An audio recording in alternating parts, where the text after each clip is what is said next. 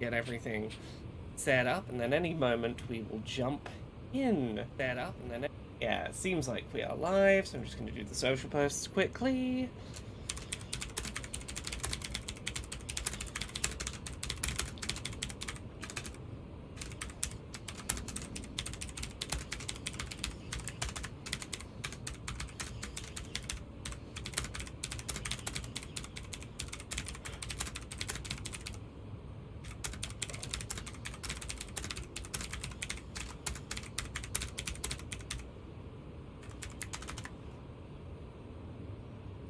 Alright, finish getting my posts ready, and then we can set this live. Hey, London Cheesehead, how are you doing?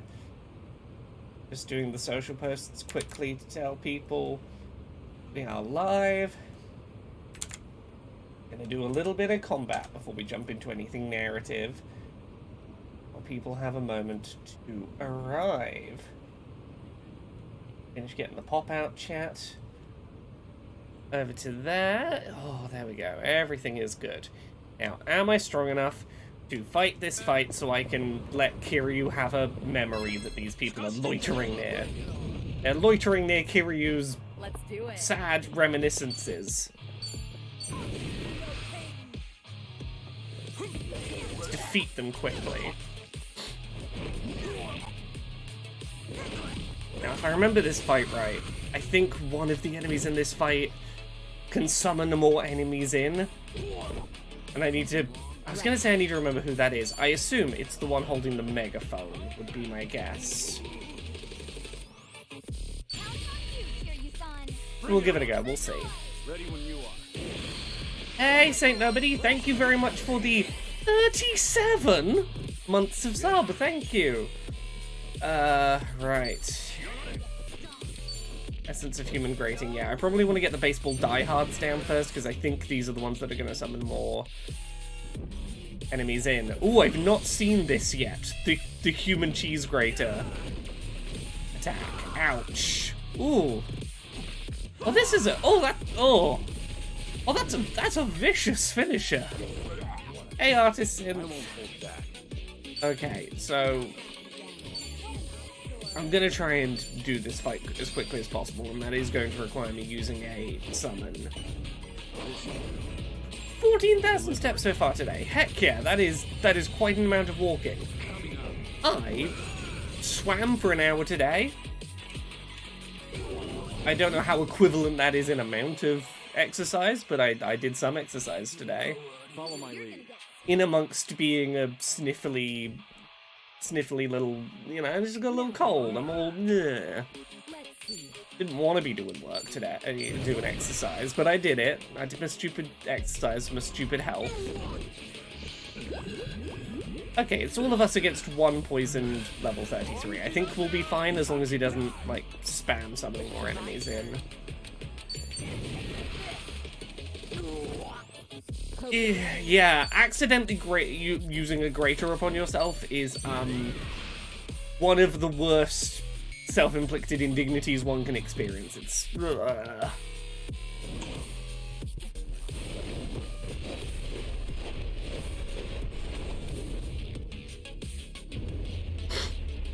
I'm not seeing this finishing yet either. That sure. She's getting good at 10. Yeah, I'm definitely gonna skip the animation for the human cheese grater attack. That is not an attack I'm going to be watching in full very often. Beautifully animated, great idea. Great idea. I can't manage it.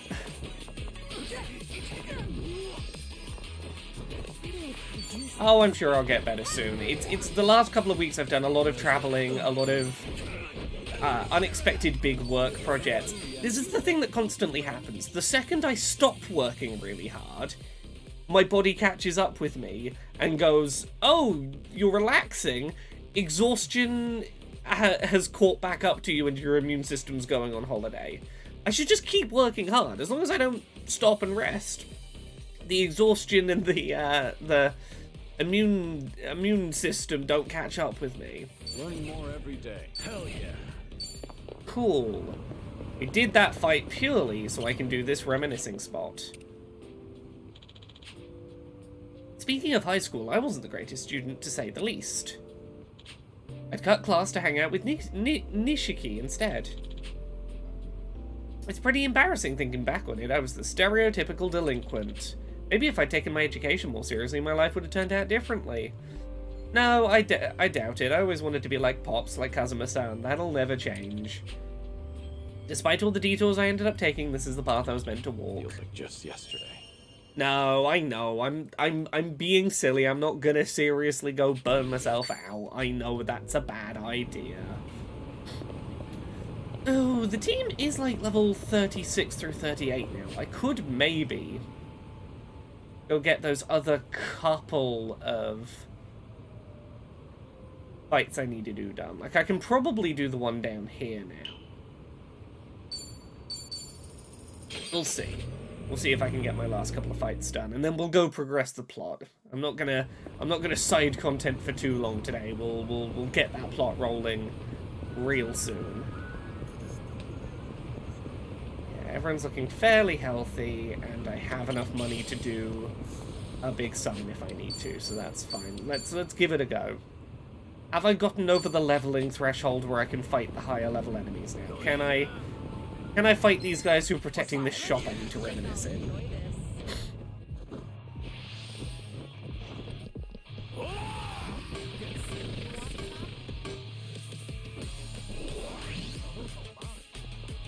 It's my turn. Are you weak to? Are you weak to anything I have? No, okay, we will start chipping away on the big enemy in the hopes that Kiryu's big attack will clear out most of the pack. That's my hope.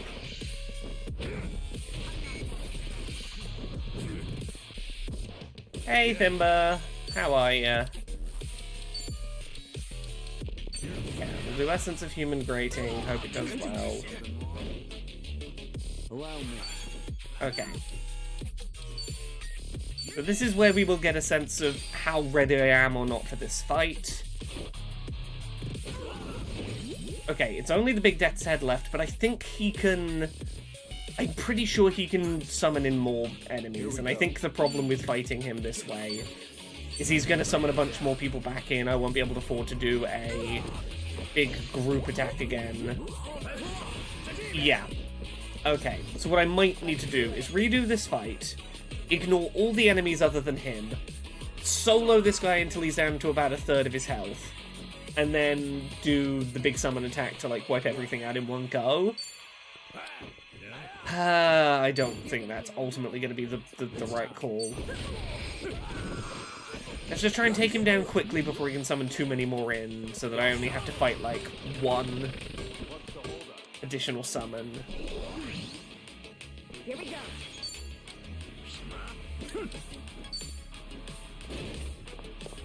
Try this on for size. Oh no, I was supposed to focus on the main one. Why? Don't go for the weak ads. Just focus on the big boy. He's guarding, but he's weak to it. This is probably the right call still. Allow me.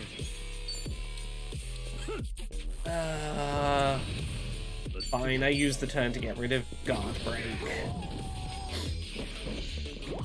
Yes, I got to hand in a couple of my big deadlines today, which is good. I have been doing a bunch of big projects that are finally out the way, and now I have my own time left, which is nice, because it means I can do more freelancey stuff, or freeform stuff. I've got a really interesting written piece by Molly Evans going up on accessibility this week. I'm going to be doing a chat with the reviewer about the PlayStation Access Controller a couple of months in that I'm recording tomorrow. I'm feeling good. I've got time to be creative again. Okay, yeah, let's just take Death's Head down ASAP. Dimba says, the Callisto Protocol folks are making a new game that reminds me of Hades and Curse of the Dogs. They just revealed it today. Ooh, you got a link for what they've revealed? I would love to see what they're doing, particularly if Hades is a comparison point. Dead Gods. Yeah, that makes more sense. I was like, don't know the other one, but I know Hades and I know the Callisto Protocol. Those are things I can pull positive reference from. Okay, 200 MP to all the party so that we don't take too long. Tara says, I went swimming again. I've noticed a big improvement in my mobility, so I've been recovering nicely. Hooray! I'm glad to hear. Swimming is a good recovery kind of exercise. It doesn't put too much pressure on any particular joint. Just lets you sort of get on with moving your joints so whoever's comfortable. It's a good one there. Ooh, okay.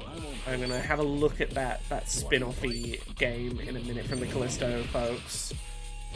Just gonna focus on taking this stupid fight down first. This damned enemy that will not die. Roguelike spin-off game. Oh, is it a Callisto Protocol universed game? Oh, it is! Project Birdseye.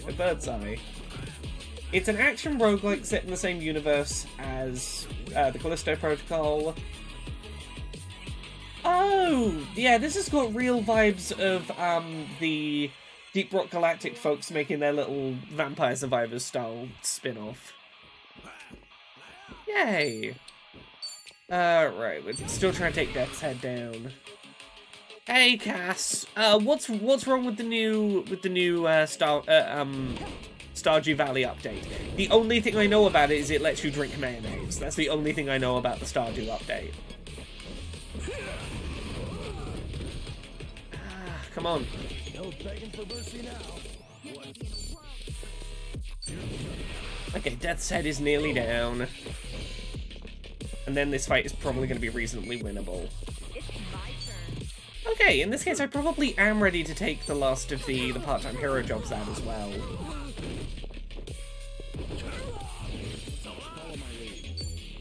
Okay, how sturdy are you non-primary enemies? Oh yeah, you're fine, I'll take you down in a couple of hits.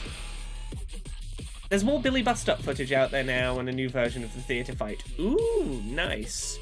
Is that a Patreon-specific build that's out there, or is it just a new public demo for it?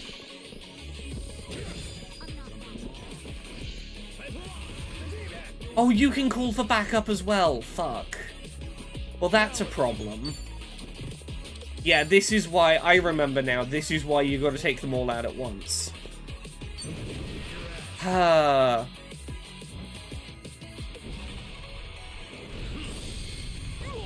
Okay. Let's do it. I might need to blow all my fucking money doing one more summon. Can I afford another summon? 1,000? No, it's not worth doing if I'm only going to do 150 damage each.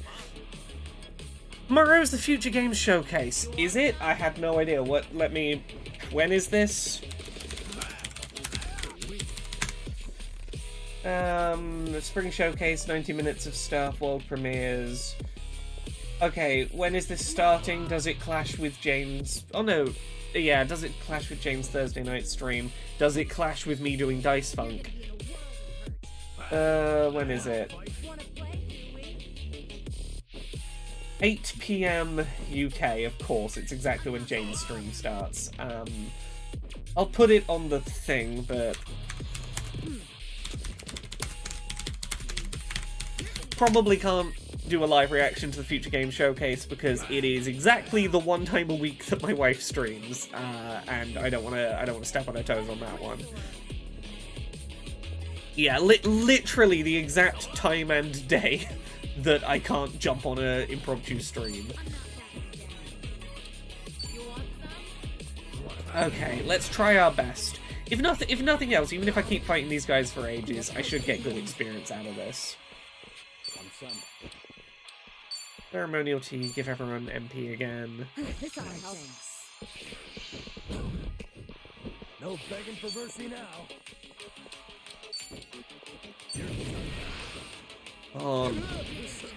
I need to take them all down before they successfully summon them all back up in, and there's another fucking backup. This is exactly the problem I had foreseen. Okay. That one has bleed, so it will die on its own. We focus on taking the others down. Here we go.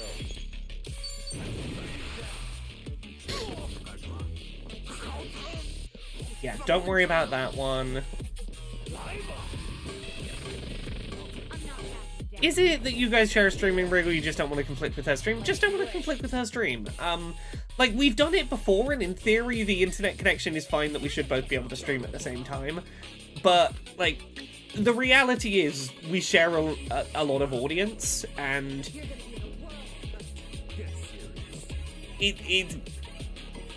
I do everything I can to try and encourage people to go watch Jane's streams. It's on a night when I don't stream. I think there's a lot of overlap in terms of, like, enjoyment people have of the streams. But the reality is, if we both stream at the same time, typically Jane's viewers go down.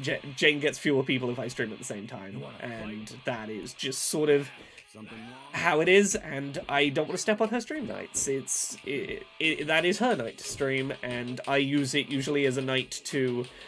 like, to be sensible. I try and look after myself. I have a nap before Dice Funk, because Dice Funk records from, like, midnight till 2:30 in the morning. So I get, like, a little evening nap. Sometimes I'll go to the cinema. I'll go and see a film while Jane's streaming. It's my, like... It's the only weekday night of the week I don't have, a work obligation... ... until Dice Funk arrives. Because, like, Monday, stream, Tuesday, Queer and Pleasant Strangers recording, Wednesday, stream, Friday, stream. Thursday's, like, my one open evening. I could go to the cinema, or I could have a nap. I can, you know, do whatever. And I'm not opposed to streaming on the Thursday, but again, it's... Let's finish it together. I don't like stealing Jane's stream night.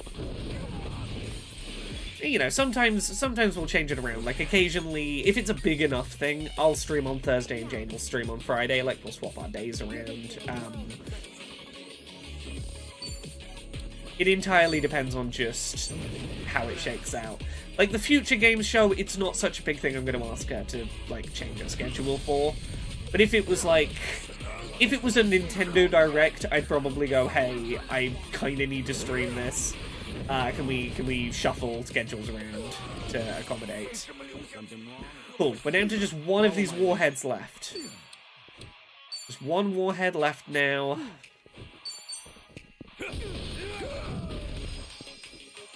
Just gotta kill this one guy before he can summon more of his little buddies in. He's real close to death. Can we do it?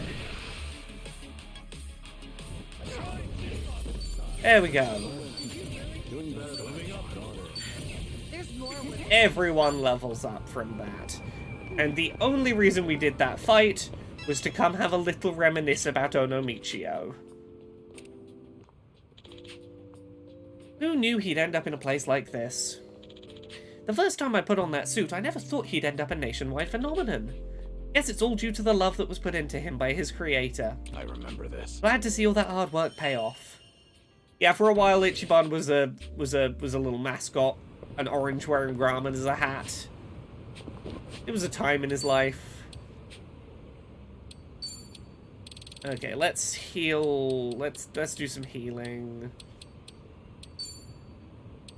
Compliments to the chef.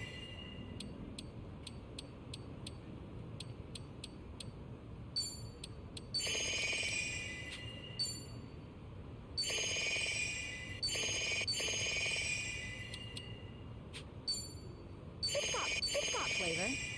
There we go. Morning, Dice Dungeon sub-boss. Okay. Sorry, I'm now seeing the update to... okay, so here's the problem with the new Stardew Valley update, according to Cass. At 6 hearts, not giving a bouquet, at 6 hearts, Alex and Haley and Leah and Elliot will stop hanging out with each other because they're rival love interests. Well... What's the best line from the new Stardew Valley patch notes? Because it's got to be better than, you can now drink mayonnaise. which is currently the best line I'm aware of from those patch notes. Baby Toss can now crit. Light as a feather. Sorry, I did mean Kiryu. Did I say Ichiban? Look, it's been a long day. I've been busy trying to form critical opinions on an early copy of Princess Peach Showtime, which I think officially releases like 12 hours from now, but I got a guy. Sometimes a cartridge will end up in my hands before it should. Dragon's Dogma 2 is tomorrow. Yep. Okay, I'm gonna try and do these last couple of part-time hero fights. I don't know if I'm ready for them, but we beat that other encounter, so it might be doable now. Or at least I'm gonna try one of them, and if it's not doable, I'll quickly retreat away. You can put hats on dogs. That is a pretty cool, a pretty good update. I don't know Stardew Valley well enough to know the answer to this. Are there cats, and can you put hats on cats as well? Because a cat in a hat is a thing, and I would be disappointed if they didn't also let you have cats in hats. Okay. Am I strong enough to beat this part-time hero mission? Yes, there are cats, and cats can wear hats. Okay, yeah, cats can wear hats that's a proper good headline. Okay, we're doing better damage now. I might be able to do this. Okay, Kiryu got stunned, which means I'm not going to be able to do my special. We're going to be able to do the big summon this turn, which is a real disappointment.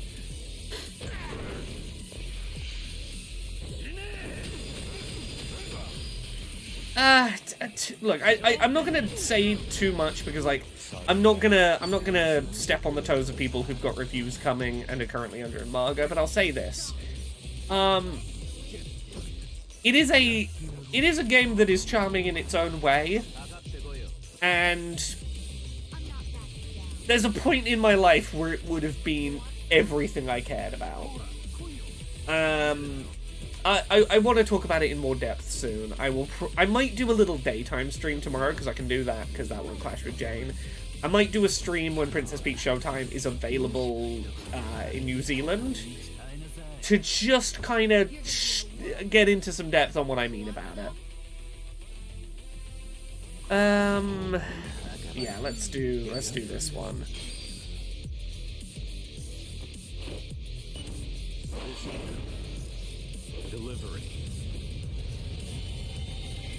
How is it that Alone in the Dark, Rise of the Ronin, Dragon's Dogma, and the PS5 release of Hi-Fi Rush are all coming out within a couple of days of each other? That's quite a thing, right?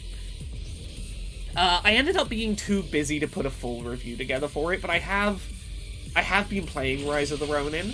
And again, tomorrow I can talk about that in a bit more depth.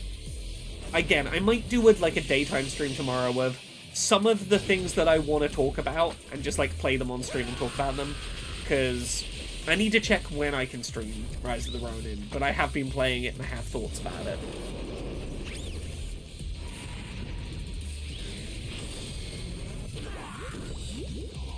Okay, most of these enemies are pretty near death. That level 40 Death Merchant is probably the sensible one to take down, because the other two will pretty quickly die from poison. One enemy down. Who's the next most killable? Yeah, let's go for one of the eccentric ones. Let's do it. Just focus on one and take them down. Oh yeah, the lesbian crabs are pound mates. They're my favorite pound mate. They're reasonably affordable. They do good damage to every enemy and have a pretty high rate of poisoning. It's a very, very powerful combo. Okay, yeah, we'll just go for that. Sayako, you are doing, no fucking damage. Is it just that I have a really terrible racket on you? No matter how much I level you up, you don't seem to be doing proper damage. Sorry to drag my feet. God, I'm so excited for more people to have an opportunity to play Hi-Fi Rush. That game is so good. It's my turn. Okay, we are out of our biggest attacks, but this enemy is poisoned. We can... Yeah, we can take them down. Here we go.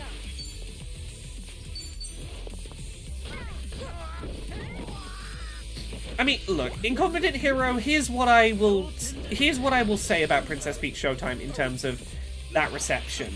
I'm gonna be really careful about how I word this. Princess Peach Showtime reminds me of a quote that Nintendo said when, do you remember when Breath of the Wild was about to, was being, okay, let me rewind this. Princess Peach Showtime reminds me of some press that happened at E3 the year that Nintendo was showing off Breath of the Wild for the first time. People had gotten it into their heads that there might be an ability to play as Princess Zelda based on, like, some art stuff that was going on. And people were asking Nintendo the question, when can we have a Zelda game where we play as Zelda on the big adventure? And I'm paraphrasing, but Nintendo's response was basically, if we come up with a game where it feels like Zelda should be the hero rather than Link, then we'll do it. We're not just gonna let her be the hero of a Zelda game but for no reason. It would need to be a game that's about her and her... Basically, the undercurrent of what they said was, if it's an adventure where a girl should be going on the adventure, then Zelda can go on the adventure. They said something to the effect of, if Zelda went on the adventure, what would Link do? Where would Link be? Like, what would Link be doing if Zelda did the adventure for him? And this kind of thinking from Nintendo has been like a weirdly pervasive thought for a long time, I believe. And you see it in things like Princess Peach Showtime, and specifically, Princess Peach's only two starring roles in Nintendo games, really, are Super Princess Peach on the DS, where her powers are crying, and feminine rage, and uncontrollable girl emotions. And now Princess Peach Showtime, which is... What if we played dress up largely revolving around, like, making pretty cakes? And I don't think that either of those Princess Peach games is bad, but I do think that they are really emblematic of Nintendo having this idea of, we won't make a game with one of our female characters as the main character unless we can justify that as requiring a girl protagonist to do. And to be clear, there is the glaring exception I will acknowledge, which is Metroid as a series. But, like, Princess Peach is a princess, therefore, or Zelda is a princess, therefore, they're only going to get a starring role if we think of a reason a girl needs to be the hero. And it's a shame that Nintendo feels that way. I think I put that well. I hope I put that well. It is a complicated thought. And I want to be clear, I don't think that means... Like, I'm not saying Nintendo should never make a game where a female playable character does things that could be construed as stereotypically feminine. I'm not saying that at all. I'm saying it's a shame that Nintendo really seems to have gotten themselves into a pattern of thinking that perpetuates that's the only kind of games they want to put their princesses into starring roles in. Saint Nobody, the reason we know that the crabs are lesbians is there's an entire side quest called Coming Out of Your Shell, or Coming Out of Her Shell, which is a lesbian love story between these two crabs. Yes. Next Tad says, oh my, is that the Laura Kate Dale? The Laura Kate Dale whose book, Gender Euphoria, made its way to my conservative Montana College's library. I just got to check out the book. It's been checked out multiple times this semester. Oh, I'm so happy to hear that. Oh, that's really lovely. I'm so happy that a book of trans joy has snuck its way into a little conservative college and has flown under the radar enough to be a little regular repeated dose of trans joy. That's so great to hear. Thank you for telling me that. I would never know that if not being told, so thank you. Anyway, I was supposed to be picking an attack, wasn't I? It's over. Incompetent Hero says, I've always been surprised at the concept of games for girls being an excuse for brain-dead simple minigames they somehow charge full price for. Look, I'm not even saying it's a difficulty thing. One of my favorite games on the Switch generation is Yoshi's Crafted World, an admittedly very simple but beautiful game. It's not that they make their girl hero games easy games. It's that I should heal first. they have to be Not sure how, but we made the game has to be about the fact that you're playing as a girl. And it's a real shame that, like, some of Nintendo's biggest characters are still kind of trapped in that mold. Anim Zero says, Other M feels like the kind of game that Nintendo would make if Samus was held to the same standards as Zelda and Peach. Yeah, even Samus is not, like, immune from this. Like, for anyone who never played Other M, the Metroid game on the Wii, that game had some really, really weird stuff with, Samus completely lost any, like, standing up to authority energy she had in that game, and was like, oh, I'm literally burning to death in a lava room, but no, Sir says I'm not allowed to turn on my fire protection. He hasn't authorized it yet, so I guess I'll just burn to death rather than just turn it on, because Daddy says I can't turn the fire protection on. Like, fucking defanged her as a character so viciously. Which is a real shame, because I like a lot about what that game was trying to be. I want a narrative-focused, personality-driven Metroid game, and Other M really shot any chance of that happening in the foot for a very long time. Right,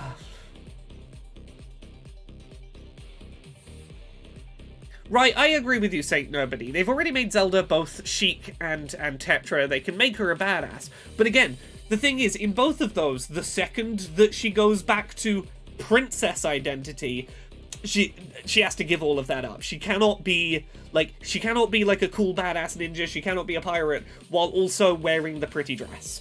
The pretty dress takes away her agency and her badassness. Yeah. Yeah.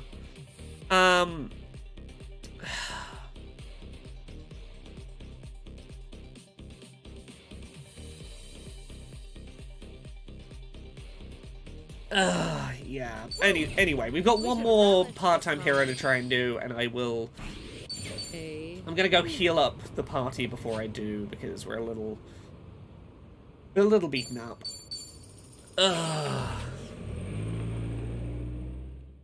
Like, you know what, like, the biggest missed opportunity for a Nintendo protagonist to get their own starring role in a game that they've never capitalized on is?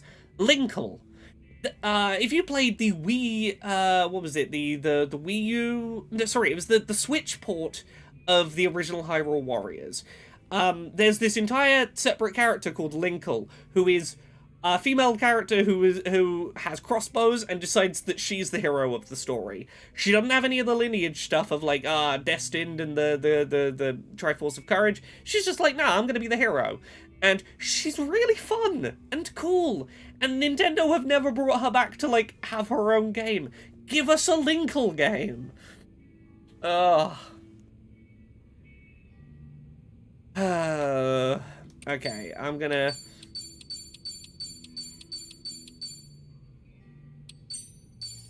heal up my characters and probably get them mildly drunk. Oh! The grilled lobster is a masterpiece. We've got a restaurant conversation. Smells really great, too. Sure is. But I wouldn't serve any to Ichiban. Why? Are you guys fighting? No, you got it all wrong. It's just that he's got a crawfish named Nancy, and she's basically the love of his life. Well, surely he's not that sensitive, right? Isn't there a clear difference between a pet and a meal? You would think so, but for whatever reason, Kasuga actually took it upon himself to save Nancy from being eaten by this one homeless dude.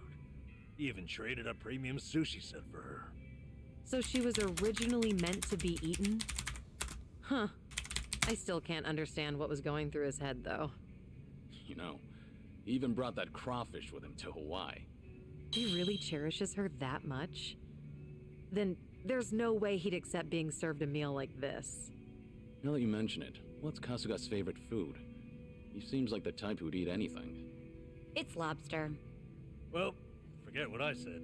That guy'll eat anything. Jeez, had us worried for nothing. So I'm currently looking at a list of every first-party published Nintendo game that's ever existed.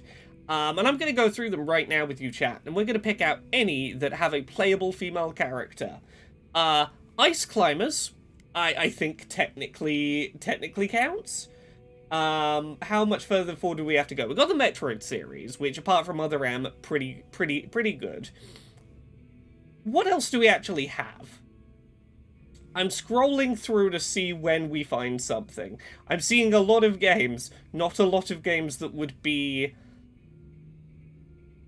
Do we have a gender on Kirby? I don't know if Kirby is gendered. I don't know if anyone genders the Kirby. I'm scrolling, and I'm scrolling, and I feel like my point is being made very quickly by how much I'm having to scroll past a lot of games looking for anything. Kirby's gender is friend. Okay, yeah, I agree with that. I'm gonna scroll. I'm gonna find one on this list. We've already made it to 2002, and there's nothing other than Metroid and maybe Ice Climbers I can point to. And I'm gonna skip over anything where you choose the gender. I'm looking for... There is a canonical character gender, and nothing with a party of characters. If there's a party, it's got to be the first one in the party. I'm scrolling. 2004. No. 2005. It's not looking good.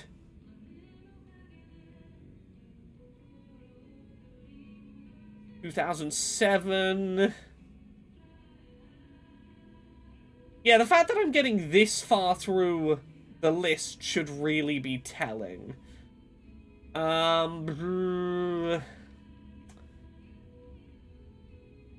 Anything? I want to find one. No one's disagreeing with me, but I'm annoyed now, and I need to find one. I need to find one.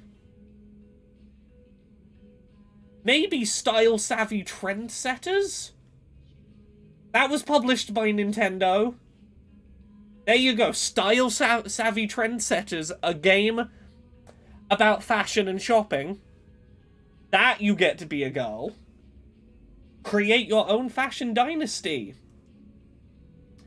There you go, that is 2012's Style Savvy Trendsetters. Okay. Anyway, let's go try and do that. Fine.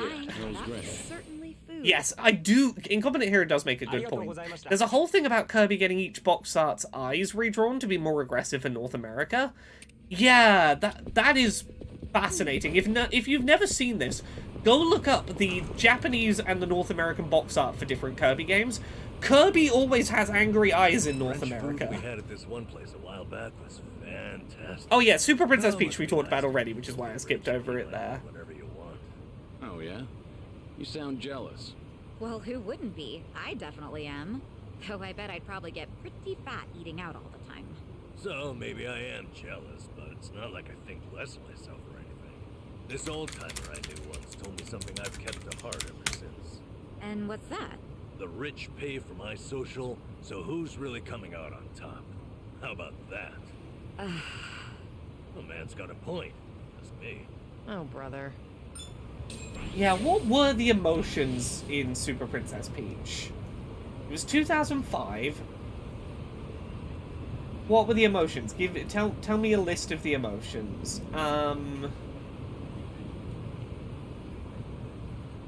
Joy, gloom, rage, and calm.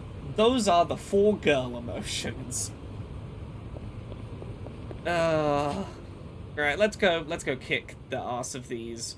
Oh, this is the plant-based guys that will do a shit ton of status effects on us while healing themselves. Oh, these guys are gonna be a nightmare. Let's try. Let's go for it. They're the only ones in this town we haven't beaten up yet.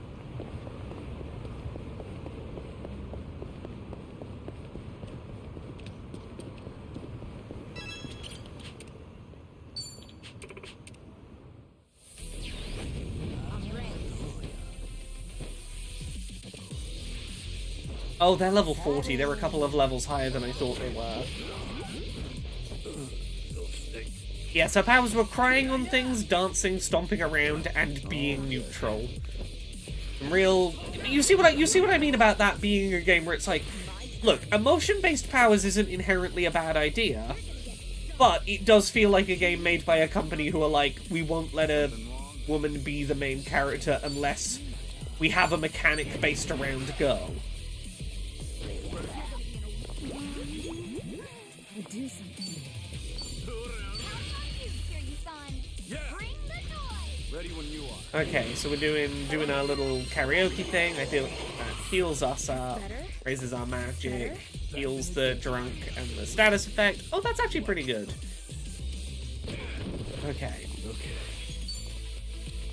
Okay, I don't know why I went for the other one first. I need to take the toxic creeps out. They are the bigger problem. I won't hold back. We're gonna hope we can get the poison off on as many enemies as possible. Okay, and take the toxic creeps out nice and quick before they can do more summons. Oh, we might be ready actually.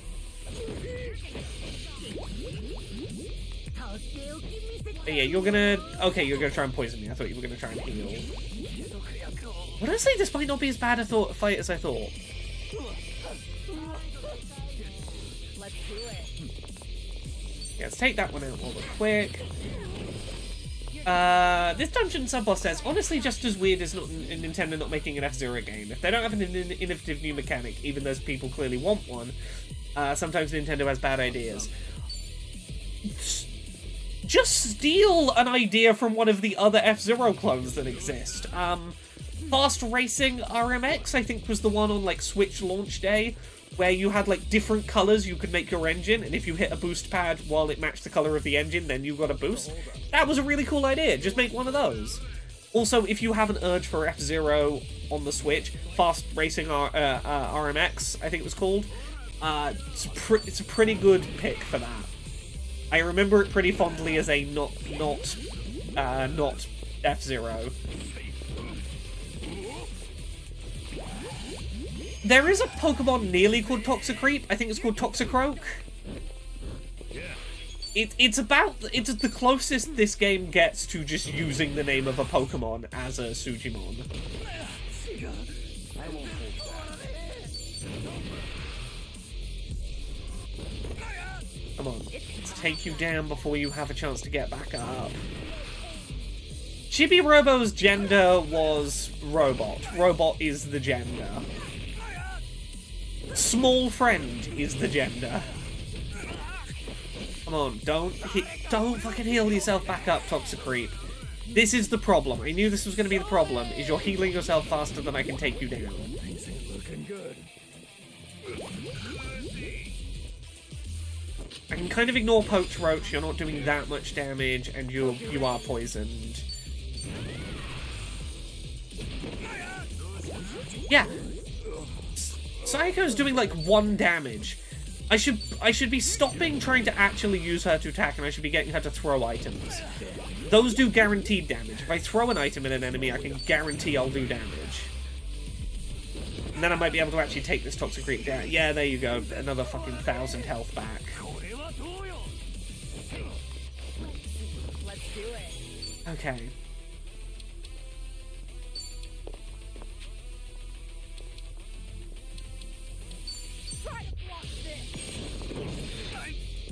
Yeah, I can go get her a better weapon. I feel like there's something bigger wrong with Sayako's build right now. She should be doing more than 1 damage per hit. Like, I shouldn't have to be going, let's do modified incendiary grenade, because it'll actually do something. There we go, look at that, that's better. Might actually be able to... Okay, and Namba fainted, so... that plan to do big damage in a single turn has fallen apart.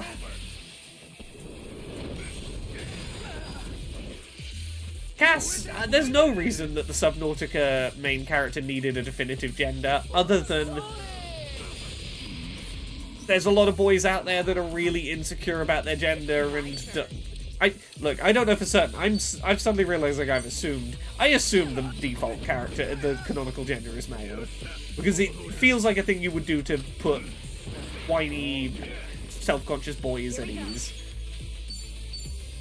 Right. Do I have anything else to throw?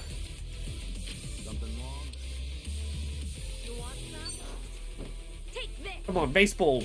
There we go. We took the fucking plant guy down. Now I just need to keep Kiryu alive. I'm gonna have to take this last enemy down.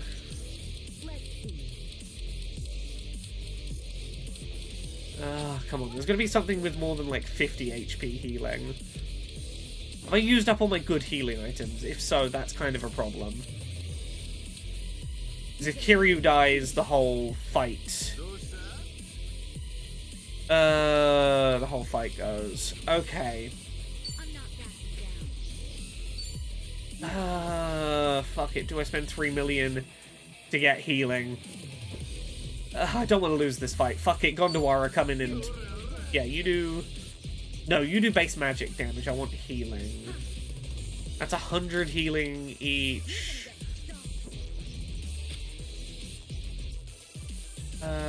One ally that doesn't guarantee. The only one who's going to guarantee me healing is the guy from Crazy Eats. Yeah, 3 million spent on this is a complete fucking waste of income, but I don't want to lose this fight. You got this.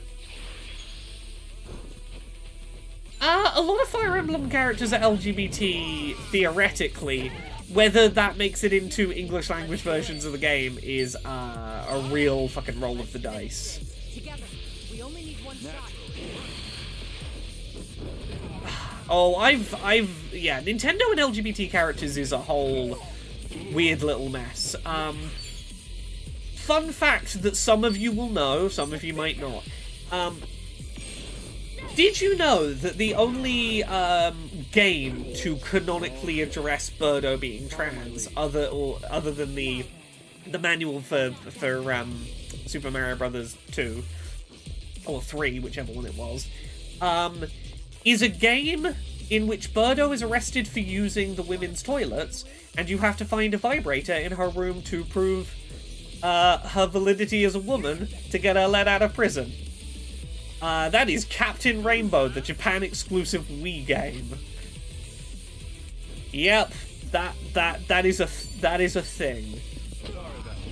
Let me pull up my sources for this one.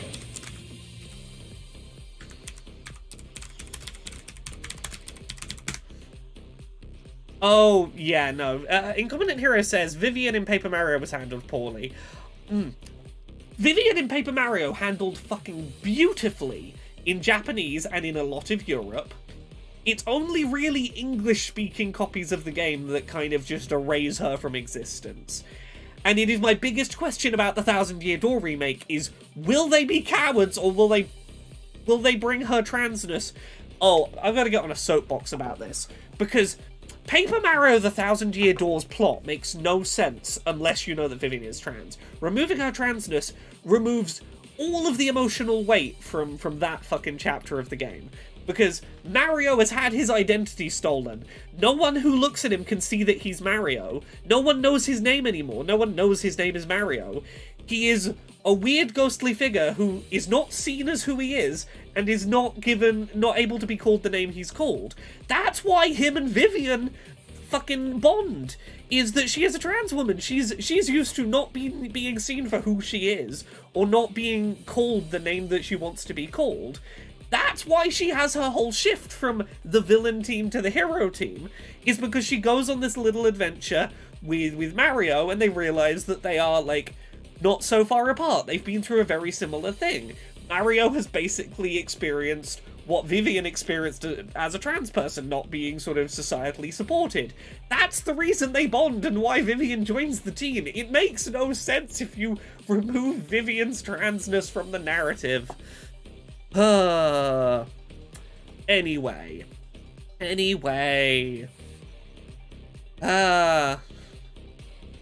Yes, also this is a point that, like, I bring up, but I'm not reliably good at doing this because it requires a whole fucking backstory to, like, do. Nintendo's maybe been dead naming their pink Yoshi analog for fucking years. Because if you take that one game manual from back in the day as canon, she'd rather be called Birdetta. So maybe we should all be calling her Birdetta. Maybe. But when you call her Birdetta without giving the backstory context, no one fucking knows who you're talking about, which is always fun. I'm not going to be the person that's going on that crusade, but I think there is a crusade that could be made there.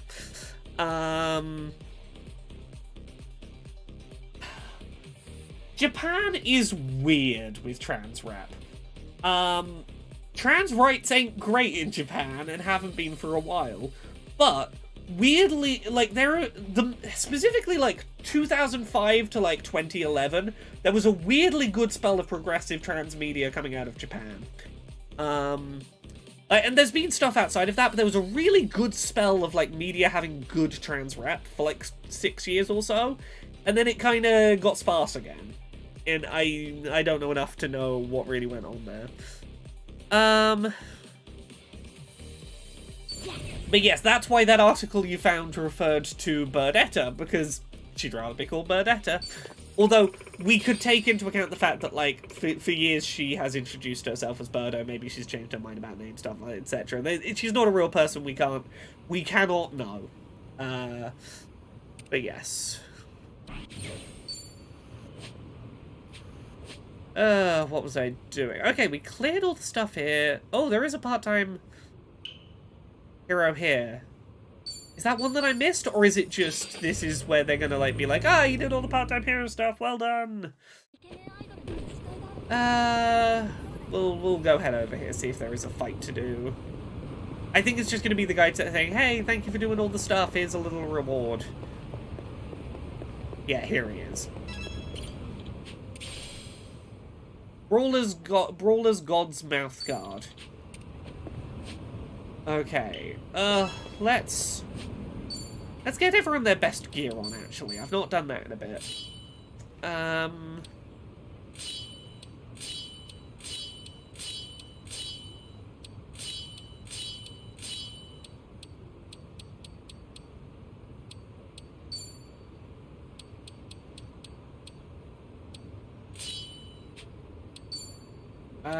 Kiryu, you're gonna wear 2 mouth guards at the same time.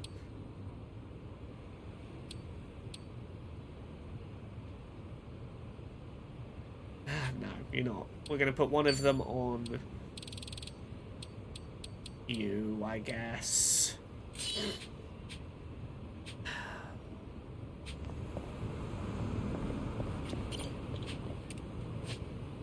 Okay, I'm gonna go do one more thing, which is, I think I may be strong enough to go do the last couple of fights I need to do in the other town. Yeah, Thimba says, sadly, Japan refused the same-sex marriage bill. I remember last year reading a trans woman wasn't allowed to have a name on her own its birth certificate due to transition, so dead name was kept. Yeah, I don't know if it's still the case, but for the longest time you couldn't legally transition in Japan without getting sterilized, essentially. Like, there was no option to legally transition while keeping your reproductive system as it was, if that's what you wanted. Let's go another route. Yeah, I'm pretty sure that's no longer the case, but also it was the case for the longest fucking time. And that has been a big sticking point. Okay. Let's find a restaurant quick to eat up in. This will do.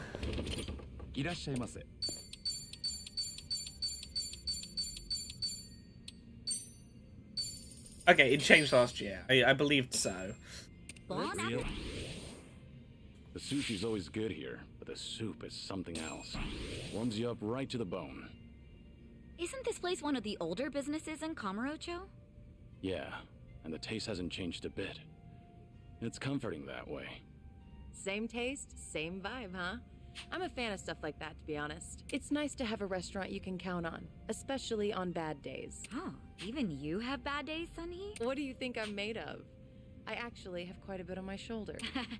Totally my mistake. Anyway, I hope our little group can be there for each other the same way this restaurant's here for us. Like, if one of us is sad, all I'd ever want is to brighten up their day. Look at these friends. Sounds nice. But having you around, Kiryu-san, that's already the ultimate reassurance. Especially when we're surrounded by Yakuza. Doesn't everyone feel that way? And why are you getting surrounded by Yakuza to begin with? We always seem to get sidetracked, don't we? But I guess the fact that we can speak so freely to each other is a sign of how close we are. Then, would you say we're your new comfort soup? Come on, Kiryu-san. Feel free to slurp us up anytime. Oh, you can slap me up anytime, Yeah, Kiryu. I'm gonna have to pass.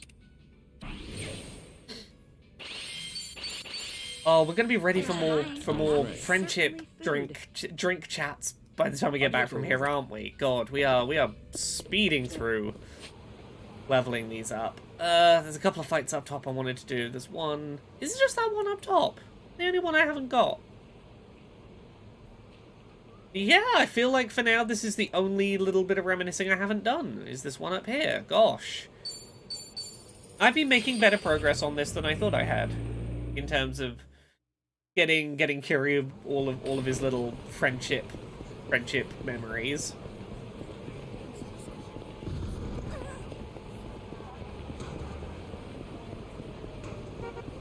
Cass says, I went to lunch with a friend before the blood work, and wound up telling the diaper snow story from this game.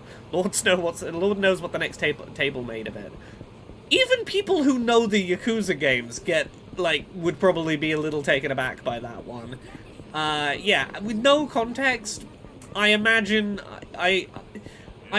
some bits of it were overheard and it was probably a confusing experience. You gotta be there in person. You gotta be there in person to see the beauty that is that storyline. It doesn't translate. You sort of just have to be there. Okay, yeah, we can win this fight. And Competent Hero says, I must have missed whatever diaper snow means.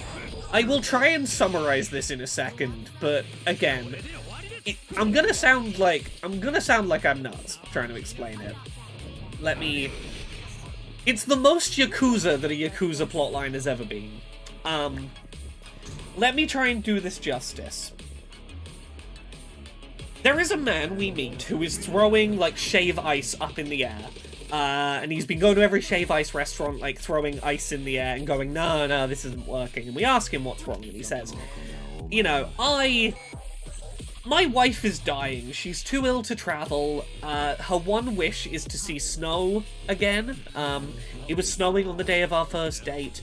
And I promised her I would make it so she could see snow before she dies, but it's the middle of summer in Hawaii. It's never gonna snow here. I am trying to make artificial snow and it's not working.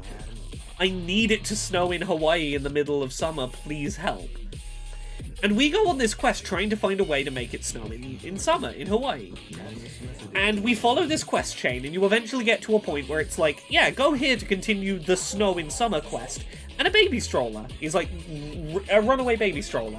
And we chase after it. We're like, I have no idea how this has anything to do with this man's request. And then you catch up with it.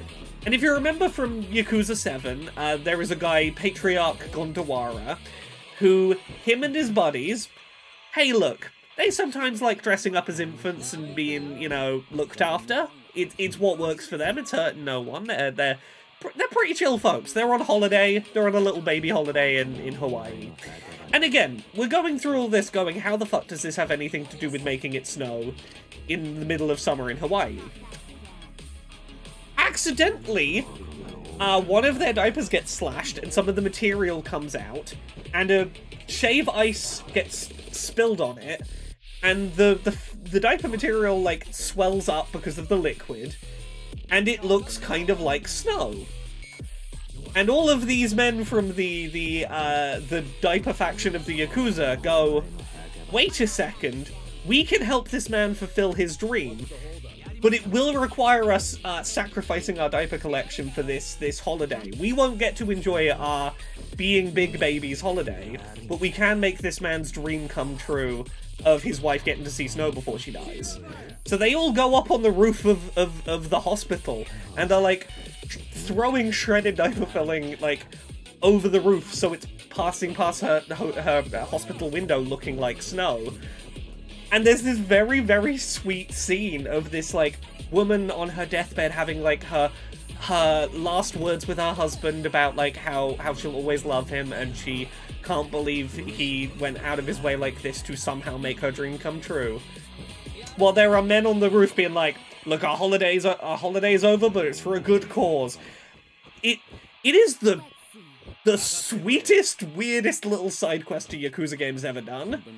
It's the perfect mix of what the fuck is going on. Okay, that kind of makes sense. Oh, this is a really sweet moment. Just don't stop and think about it too hard. But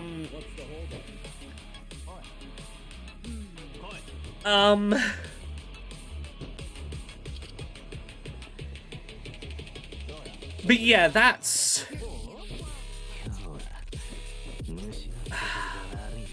But like, the thing is... Because the thing is that it's the double whammy of not only is it a silly thing, but it works, and it facilitates, like, the actual sweet ending of the story that they're aiming for, but it feels...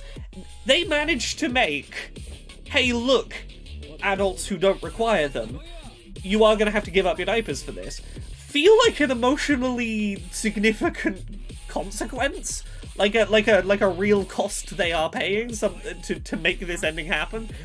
I think it's the quest that sums up Yakuza side quests for me. It's as Incompetent Hero says, it's an emotionally charged diaper dumping. It's a tear-jerking side quest that I think it sums up what that series is. Anyway, I gotta try and kill these guys.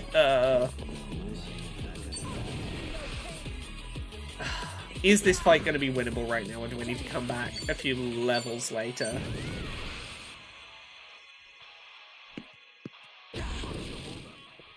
Oh, I need to fix Yonhi's build. Her build is just not working. Okay.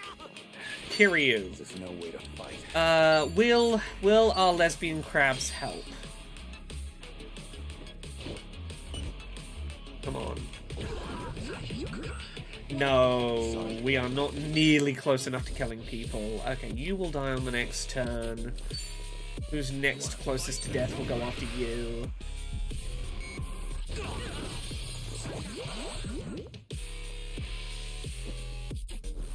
Yeah, I might have to come back to this fight later. This might still be a little past my... what I can handle.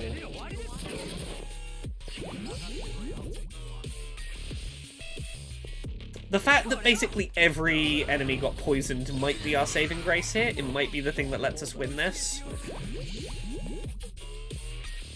Yeah, death motion's nearly down.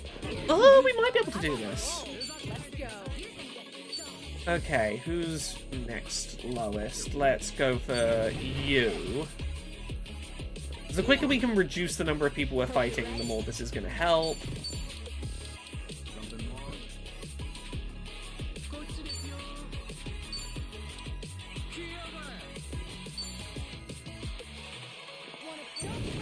Once again, it's going to do nothing. There's no way to fight. Okay, I can probably take you down. Oh, have a good one, Tricky. Hope it goes all right. Okay, tag team. We can probably aim for military buffed now.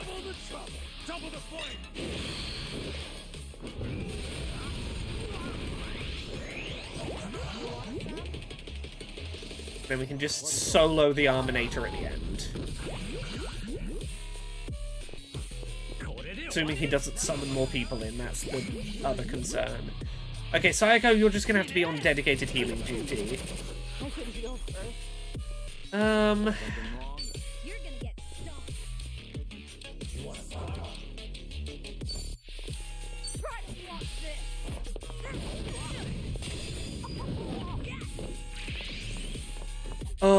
just remembered we don't have good healing items on us right now, do we? That was a whole problem.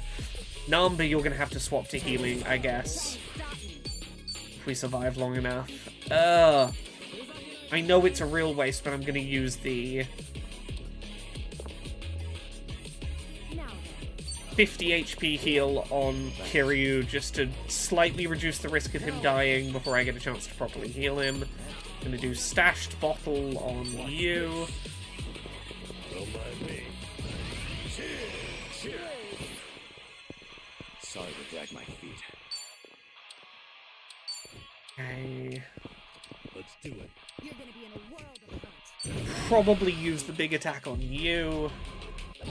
Yeah, I've seen the Amy Hennig, the Captain America Black Panther game. Who's it being published by? Is it a Warner Brothers one? Because I know they're doing some. No, they're doing like Wonder Woman. They're doing the DC stuff. Do we know who's publishing this Rise of Hydra? Skydance New Media. Why do I know their name? Why do I know them? I definitely know them, and I don't know why I know them.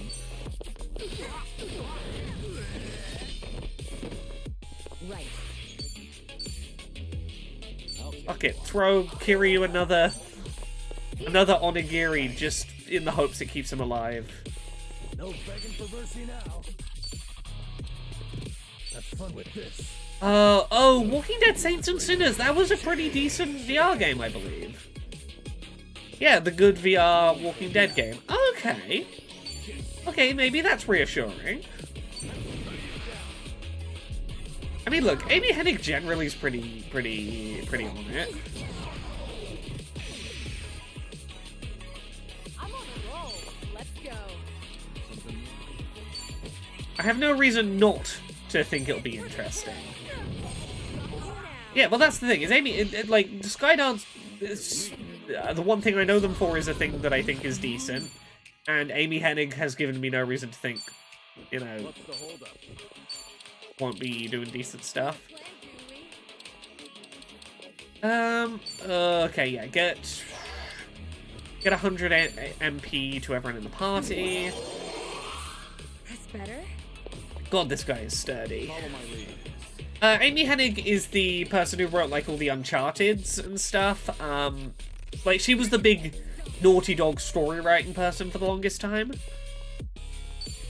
Okay.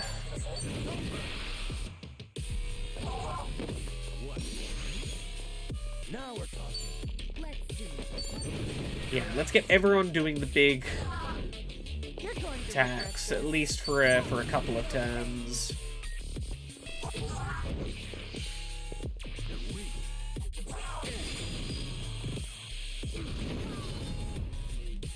He has been knocked out.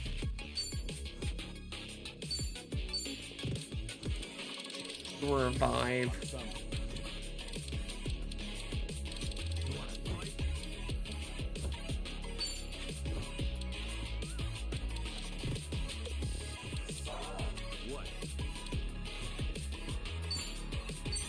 Okay.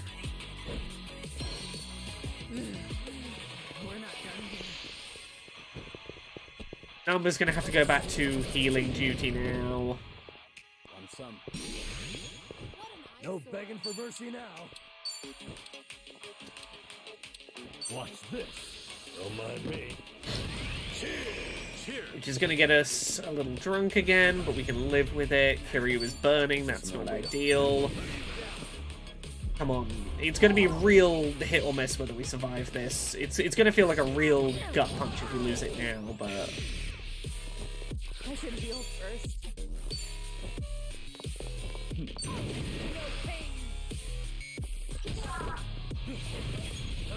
Sorry to drag my feet. Come on, Kiryu, just fuck him up. Now we're talking. I can probably get away with one human grating. Okay, yeah. Then we hit you into Kiryu or into Namba. Either one will probably do. Oh, that did so little!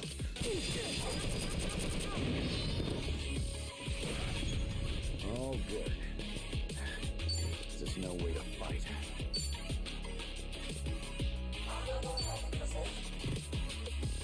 Okay. Can we do another 100 MP to the whole party? No. Okay. Ooh, that's to the person who drinks it. Kiryu needs to keep attacking. Healing up. He's our damage dealer now. No We need thank to... you, mercy now. Okay, I've got one more heal after this. Fun with this. Ugh, here's a breather. Cheers. And then we are kind of screwed.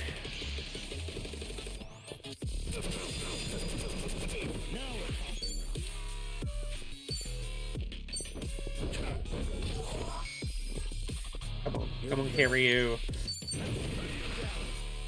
You can do like 3 more of these big attacks. One more might do it. We might just make it through.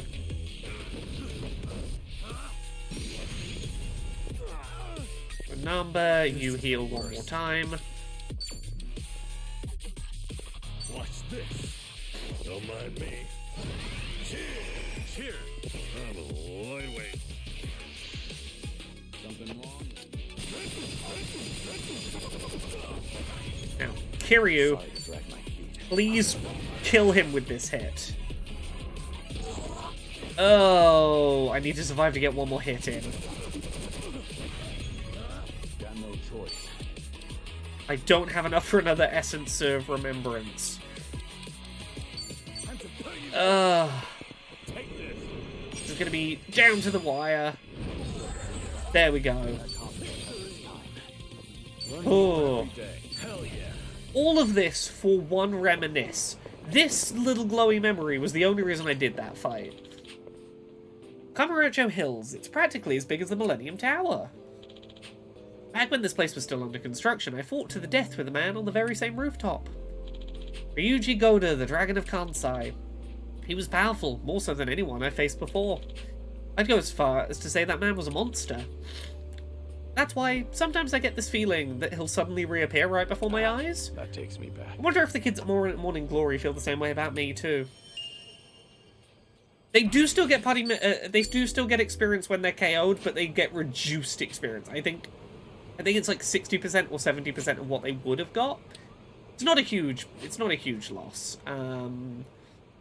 Cool. I've done absolutely everything I can do right now, other than go do the drink links and then go progress the main plot.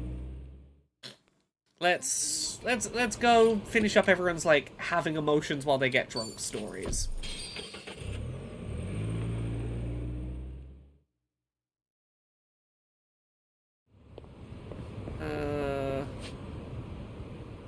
Hop over here.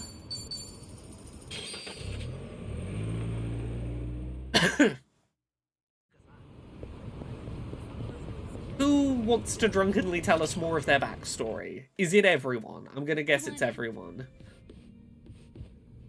Namba and Psycho and Leon here. I think you're the only one who doesn't. Do you? Yeah, you're the only one who doesn't want to get drunk with us more. Okay. So we'll start by continuing with Namba's. So Namba's deal was he'd gotten a job as a nurse again, and it was going pretty good. And then he got fired. And the excuse they gave was, we're firing you because Ichiban, you know, there was that whole VTuber scandal with Ichiban and you're a friend of his, we gotta let you go.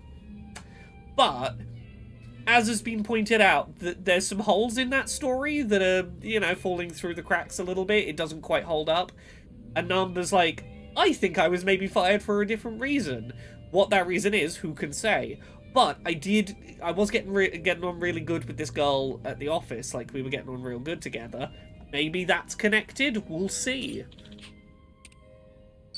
So, Namba, tell us of the updates in your romance life / getting fired updates. Your constructive dismissal investigation.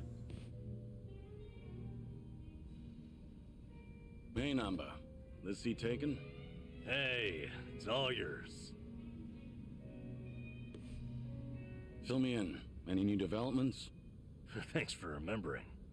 As it happens, that girl, Miyabi-chan, asked me out to drinks to talk. Oh, the one he likes. Yeah. I take it this wasn't exactly a date, though. Did you learn anything? Hey, you're too quick, Kiryu-san. Don't cut me off the knees. So it turns out, she called because the company's explanation for firing me jogged her memory. Oh? Originally, she was secretary to an executive there. Then the company transferred her to inspections, despite her having no training there. Explains a lot, actually. Why she seemed so mistake-prone, that is. Maybe she wasn't just clumsy like we thought. You were the same.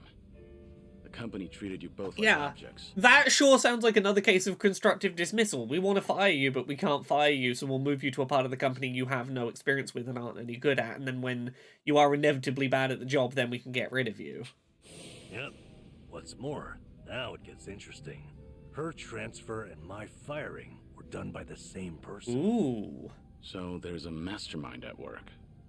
That's an extravagant way of putting it, but yes. Turns out, he's the one she was secretary to. Take a look at this here. He's on the homepage of the company. He's such a big shot. Guy's also a serial sexual harasser. He was pressuring Miyabi-chan to become his mistress. But she wouldn't do it, and she reported his behavior to human resources. That was courageous of her. Yeah, she did everything right. Unsurprisingly, asshole gets a slap on the wrist. The company docks his pay. Human resources are not your At friend. which point, he starts getting spiteful. Yeah. Anim Zero, correct. HR is not there to help Soon, you. Miyabi-chan loses her secretary position and gets transferred Yeah. to inspections. They tell her it's just routine human resources allocation. It's simply best for business. So she ended up in the same warehouse as me. All because this guy couldn't take rejection. Yeah, if you're unaware, HR are not there to help you. They are there to shield the people above you from getting in trouble. They are there to quietly smooth over problems so that things are smooth for the higher ups. That is what they functionally exist to do. Do not rely on HR to be your savior, because that is, generally speaking, not whose interests they are there to serve. And if she complained about any of it, the company could claim it had sided with her already, right? Yep. The harasser doesn't even quit after that. He'd stop by every so often just to peek at her. Okay, yeah, so not only did she get punished for reporting her harasser, she's now continuing to be harassed under the guise of, well, we punished you once for reporting it, what do you think will happen if you report it again? Fucking hell.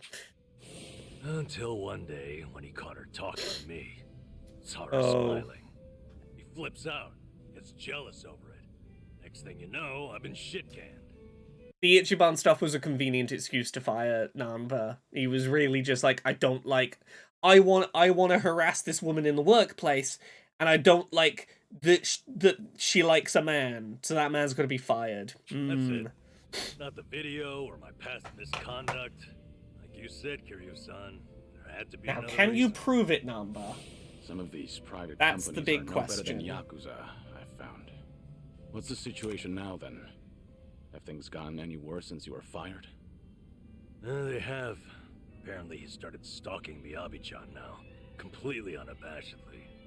So, no one's gonna stop him. Pretty much the case.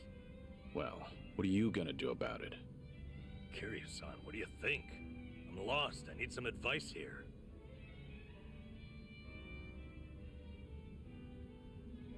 Don't ask her out. That's not the lesson to take away from this. You don't need my advice. I trust you, Namba. You got a good sense on There's you. only one way to handle these things. Listen Trust to yourself. Yara. You know how to Deep deal down, with this. You already know the right thing to do. Yeah, maybe so. I can't just walk away and do nothing, I guess. At any rate. I'm not the cleanliest person, but someone has to take out the trash. Ooh. Okay then. Kiryu-san, thanks for this. You've helped me sort a few things out. Really? If that's so, I'm happy for you. You're damn fine company to drink with. I appreciate you hearing me out. Say, why don't we toast with a real drink? You almost had me there. Do we have any more social links with Namba, or is that us done for now? I think that's us done for now. Yes, it's just one more Sayako to do.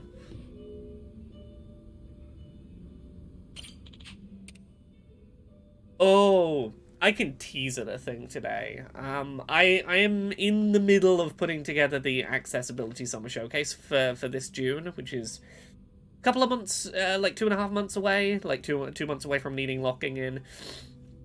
I've been chatting with some really cool publishers and developers about stuff for the showcase. I had a particularly cool email today.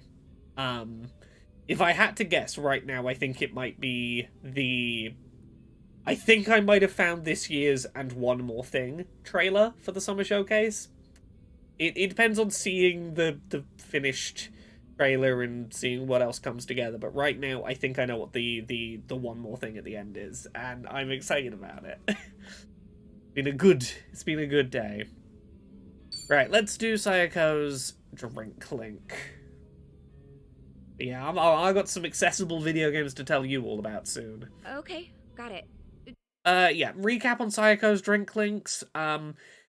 She owns a hostess bar. There's been he's been a very pleasant patron, but a very wealthy patron who's been coming in, spending a lot of money with her, but also, you know, being like, you're wonderful, you're lovely, we could get married, what a life I would provide for you. She's not digging it. She feels like he has some ulterior motives, although he has a lot of money, so maybe not ulterior motives, she thinks, because, like, it's not like he needs the money. Do I have a date for the showcase yet? I haven't 100% officially nailed it down, because I want a little bit of flexibility with a couple of developers I'm working with, and we might move it a little earlier or a little later if they have other obligations during Summer Games Fest week. But right now, we are aiming for 4 PM UK, and I've not done the time zone conversions for this, on Friday the 7th of June. So about 4 PM, Friday the 7th of June, is currently the penciled in, which would mean we would be like 3 hours before Summer Games Fest opening ceremonies. So it would be Accessibility Summer Showcase, and then about three hours later, Keighley officially kicks off Summer Games Fest. That would currently put us as the first thing kicking off day one of Summer Games Fest would be the Summer Showcase. 11 AM EST, 8 AM PST. Yes, it's not too late in the day for UK people, not too early in the day for either coast of the United States. Like, I would push it like 1 hour back, so it would be after like regular working hours UK, a little more reasonable hours in the US, but I want to leave myself a little bit of wiggle room before Summer Games Fest. I don't want to be... Because if it turns out like he's doing like an hour and a half long pre-show, like, I'll just completely get buried. So I'm trying to walk the line between not too close to Keighley, but not too far from Keighley, not a bad time for the UK, not a bad time for the US. Don't worry about that. Just let me know straight away from now on. But, Yeah, thanks. What's up? Is there a problem? Yeah, something came up at the club. I don't want to bore you with the details, Kiryu-san. Yeah. You're a friend in need. Why wouldn't I help I can't ignore my friends when they're in trouble. If you've got a problem, there is no way I'm turning a blind eye to it. Oh, is that, that is after the, yeah, so that is accounting for the daylight savings times change, because it's 5 hours early, it will be 5 hours earlier. Currently the gap has shrunk by an hour, but it'll go back to normal, so it'll be 5 hours earlier Eastern, so yeah, 11 AM Eastern, 8 hours earlier, 8 AM Pacific, yes. Yes, currently the gap to 4 PM UK is an hour closer to America, but that will have gone by June. Really? Wow. Kind of happy to hear that. It's just a minor Yes, issue, I'll lock that in but more officially. those do soon. tend to pair perfectly with some drinks. There's a lot of there moving anything I can pieces to do to account help? for. Sadly, no. I don't think so. So, Yeah, there's still Oh, another club, week was and it? half of that being out of usually sync means with sales each aren't other. up to snuff, or the staff got headhunted. Or sometimes you'll have the Yakuza harassing you, trying to make you cough up protection money.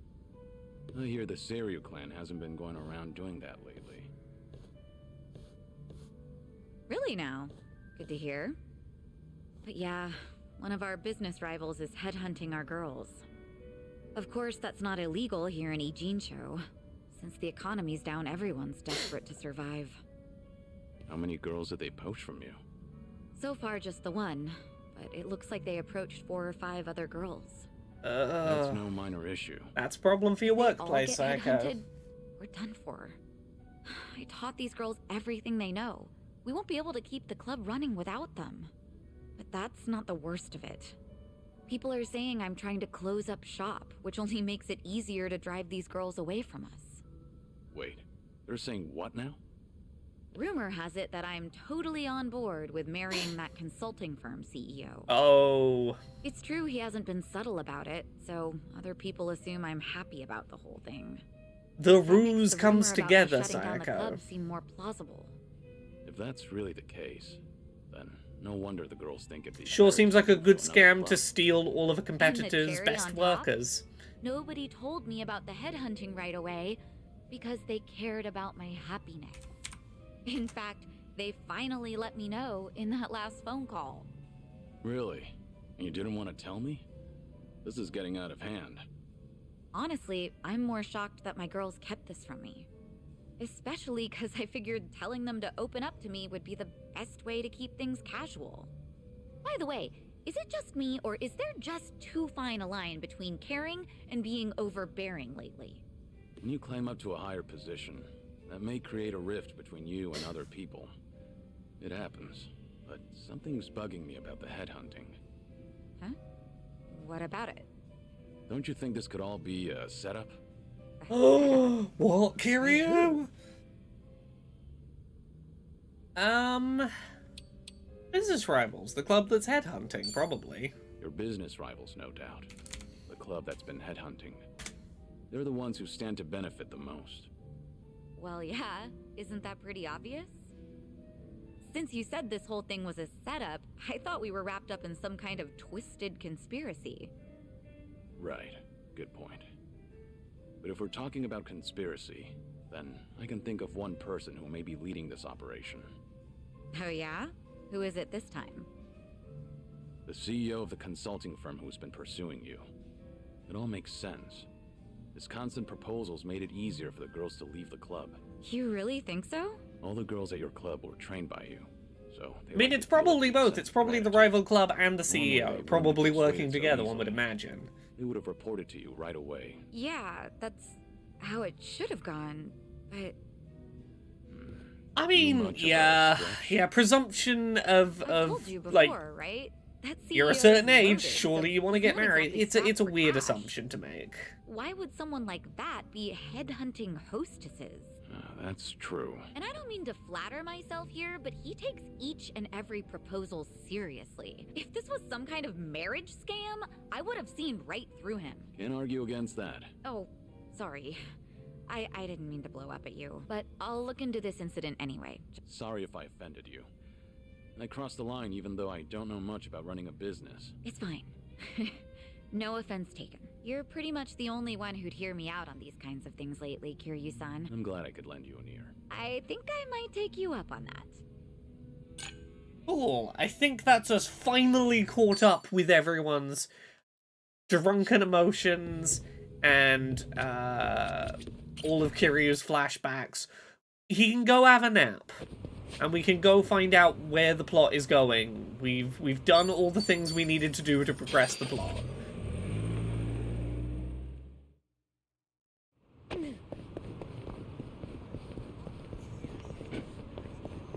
And find out how much more game we have before they throw us back to being Ichiban and crew. Because we still have that whole half of the game going on, remember? This game continues to be a lot of video game. A a lot of letting a man deal with his feelings while a big adventure occurs. Okay. Gonna have a little stroll around town. Oh, I'm getting a phone call. Hello? Kiryu, Date here. Date! Dante-san. This is the other mechanic I'm this in a game TV is show now at the going to moment. introduce. Come out with me. We should talk. Don't try making out like you're too busy. Is this important? That bucket list thing you were telling me about before. This game is I've still been mulling it introducing over new ever mechanics Got 60, me 70 thinking I have hours too in. much unfinished business myself. If I can be of some help, I'll come. There we go. Where should we meet? Rose Blossom, the cabaret club. I'll tell the bar to expect you. Right up. So, as well as running around town, standing in spots to reminisce, and going and doing fights, and going and, like, doing your little side quests for having pleasant memories and whatnot, we are about to unlock... Hey, Kiryu, your best friend is gonna give you closure on every storyline involving, like, characters you haven't spoken to in 30 years. We're gonna go on, like, really in-depth cutscene-led quests, giving you closure on what every important person in your life thinks of you, even if you do not feel able to meet them in person because of the fact you're meant to be dead. We are gonna give you closure on every meaningful relationship that you just worry what they think about you and whether they're okay. It is let's give you closure to every serious relationship of your life quest. Right. Do we have available any of the finish up a friendship quest points? We have one up here. What is this? Oh, it's a side quest. Okay, we've got a little... So we can go do a little side quest on the way. This side quest will probably be familiar to people who've played Yakuza 0. If this is the one I believe it is, Yakuza 0 side quests are coming back now.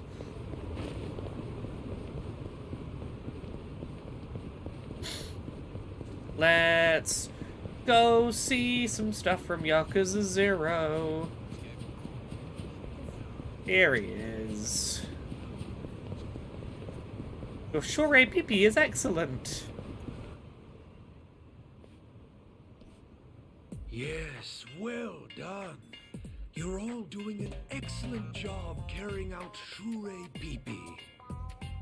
Can you feel yourself accumulating? Yeah, even back in more? Yakuza 0, we had to rescue a young girl from a cult. A little longer. Yeah, this guy ran the cult. Yes, he was also in Kiwami 1. Do you Yeah. understand? This is true Shure Pipi. Then, with hearts full of naught but gratitude, let us all utter a prayer of thanks. Heptonost. You had to sort of go along with the cult stuff. You had to memorize all their rituals to answer their questions to seem like a true believer, just so you could punch the cult leader in the face. Yeah, look, it's young Kiryu. They were running a psychic business to scam folks. I stepped in to help dissolve it. Munan Suzuki was their old guru.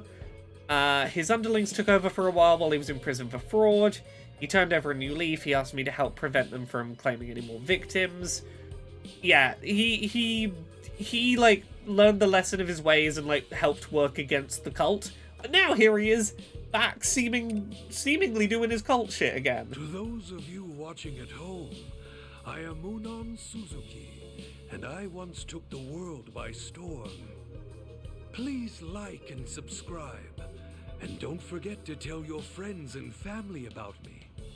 Oh yeah, you might. Yes, I think you might be right. He showed up in 6. He's been about a few times.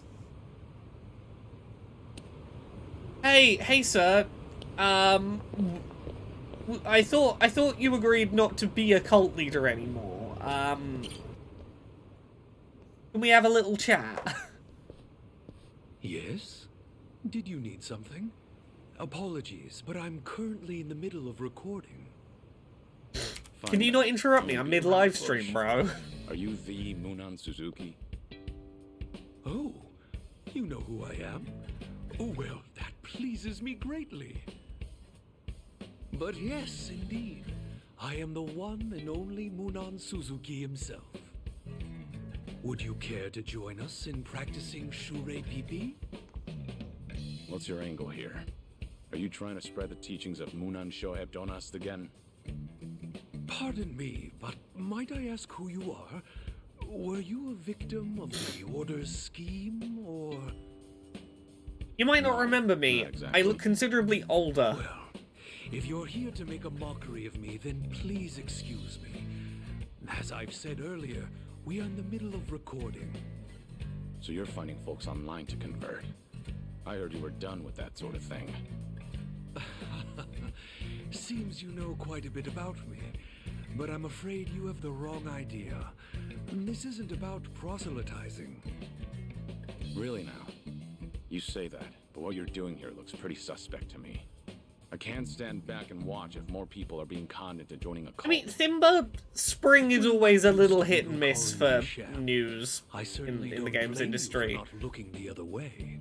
As someone who's been a news editor, you can get some pretty big game releases to talk about, but if your specific beat at an outlet is news coverage, and you probably have a set number of news stories, or adjacent fluff that you need to write a day, spring is a real rough time for having actual updates on things, because everyone is holding their stuff for the summer. Here's the thing, I can tell you, as someone who's like putting together a E3 time of year showcase, 2.5 months from now means like 2 months from now everything has to be like locked in and done, which means that like by now everything that's getting announced in like Summer Games Fest window has been like locked down. Everyone, like 2 months is such a short period of time. Developers, generally speaking, are saving all their news for like June through November, and it means that like this time of year is just real dry for stuff to cover, and you probably have a boss who's telling you to write more. But rest assured, I no longer... And you know, pose the same certain threat you sites are a little seem more nonsense fluff PC than others, but at least part of it is Hey, seasonal. Munan, what's the holdup? Teach us more about Shure PP. Munan, over here! Am I getting more coolie buzz? Shure pee-pee, shure pee-pee! See those people? They are merely looky-loos who came to observe a viral internet sensation, and not true believers of Munan Chohept Onast. They have only gathered here today because they find me a funny man, not because they worship me as a guru. Then what's the point of these videos? Well, you see, Oh, found him. The batshit guru of the bullshit religion. What, you think you'll trend? Hmm? Yeah, look, I'm not going to slag off an individual outlet directly necessarily, but there are certain sites that have more of a mandate to post clickable SEO content than others. And I can't blame them. Money in traditional advertising in like straightforward journalism is real fucking rough these days. Hey, you know these guys? The number of sites struggling to keep I their don't lights on, I know, don't but I get blame them harassed by people necessarily. like them fairly often. Anyone and everyone can watch my videos after all. They must be aware of my past transgressions, and as such, in their minds, they are the ones exacting justice. The Order of Munan Shoheb Donast, was it? The hell are you thinking, spreading videos of this shit? Oh no, his Anger is not tripod! misplaced. But please understand, this is how I intend to atone for my sins. So, good sirs, would you kindly leave me be? I assure you I shall neither... Sir, you're really not doing a good job of stir up explaining why they unrest. shouldn't beat you up. If you didn't want to kick up trouble, then shitty influencers like you shouldn't even exist in the first place. Okay. So you want to atone, do you? Then how about you go kill yourself? Go jump in front of a train. Yeah, if the ocean's close too, at least you make yourself useful and feed the fishes. Yes, any There's lapse something you usually have to in deal with constant this. output Then why upload gets these hugely videos? punished by the Only internet, and attracting more sometimes attention. you gotta fill a day. Stay out of this, pal. We ain't through with it. Not If your yet. site has a reputation of always So having hurry up something and new get every day to lost read, already. and you have a day where you don't have anything new to post, See, That's a problem. The point of my videos is to explain the methods that I myself have once employed as the leader of a cult. And I hope that by uploading them online, they'd be of aid to someone. Oh, he's trying to help people to recognize The cult Shuri shit. PB practice just now is an example of exerting pressure. When faced with a group performing the same action, an individual will feel forced to conform. Shure PP takes away an individual's ability to think for themselves, and how well they perform is reflected. Yeah, as he's points we doing call cult shit to demonstrate, pass. like, hey, recognize when you're By being doing culted. so, we can rank the devotees and tell them that the only way to accumulate more Kulipas is by offering ringchos. In other words, paying titherance, tithes. That's how a cult rakes in large sums of donations. If I can spread the word about these practices, then new and emerging cults. I don't know that he's going about it the on best way, but his heart seems in the right place. Some viewers have even commented on my videos, saying they help them see through a scam. Bullshit! You're just an ex-convict bragging about your crimes for the views. You think we'd let that slide? I make practically nothing from my videos, and what meager amount I do earn, I donate to a support group for the victims.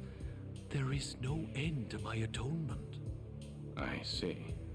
So that's what you've been doing. Seriously, old man? Talk about gullible. This guy's a con. No doubt he's making this shit up as he goes, dumbass. He's a threat to society, and it's only right we make an example out of him. I trust Munan Suzuki's word. Excuse me for being gullible. Damn it! Let go of me, asshole! Return this man's tripod and apologize.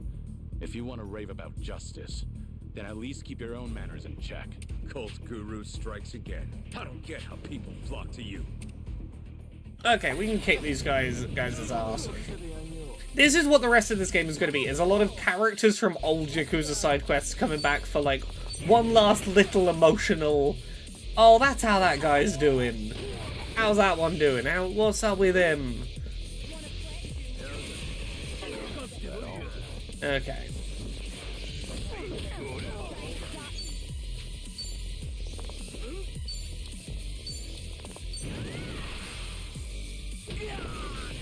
I really need to get a better weapon on Sayako or something. Sayako, why are you doing, like, 0 damage? Have I equipped something to you that is stopping you doing damage properly?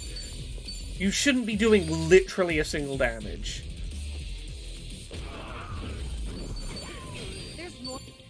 It might just be bad job class choice, but I'll work it out. I keep saying I'll work it out and they're just not getting around to it. Excuse me, but would you happen to be Kiryu-san? We first met in Onomichi, correct? Where we dismantled the cult together, you and I. You've changed quite a bit since then. I apologize for not recognizing you right away. Sorry, but you got the wrong guy. My name's not Kiryu. What? It's not? That's a little strange. What is? When I said I was atoning for my past sins, you believed me even though you had no reason to. You could have told me I was just all talk, considering the fact that I did time for fraud. Okay, it's just that the weapon's But shit. if you Okay. were Kiryu-san, then it makes sense why you'd trust my word. Kiryu, stop revealing You yourself helped to me people. bring You're down meant to the be cult in dead. Hiroshima. Kiryu, why is Kiryu still keeping up the charade? Because in theory, if he tells anyone he's alive, the Daidoji will murder all of the orphans. In theory, the orphans are all gonna get killed if Kiryu gets caught being alive. And yet he's doing a really shit job of staying dead. You gave me the push I needed to walk the straight and narrow. I've only gotten this far thanks to you. Do you happen to remember, Kiryu-san? What you said before we went our separate ways? Again, I'm sorry, Munan Suzuki-san. Okay. You've got the wrong guy. I should go now. Wait, please, Kiryu-san. It is you, isn't it? For us to have met here of all places, it must have been divine intervention. How do I appear to you now? Do you believe I truly am atoning for my sins? If there really is a divine being out there, I'm sure he'd be lenient on a guy who faces his sins head on.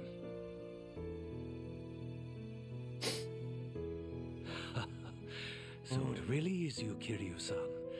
That's the exact same thing you said the last time we parted ways. Sorry, Munan Suzuki. This is all I can do for you right now. Good luck.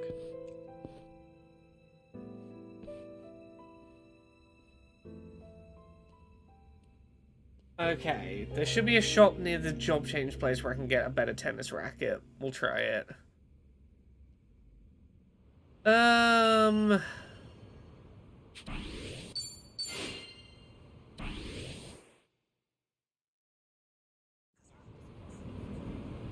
Honestly, Like a Dragon and Kiwami are not a bad pair of places to start, with the series. Right. Ah, fuck it, let's go progress. Where is progress? I've forgotten what we're heading here for, but we'll work it out. Oh, the tennis and football vendors are by the batting cages. Oh, sports equipment vendor.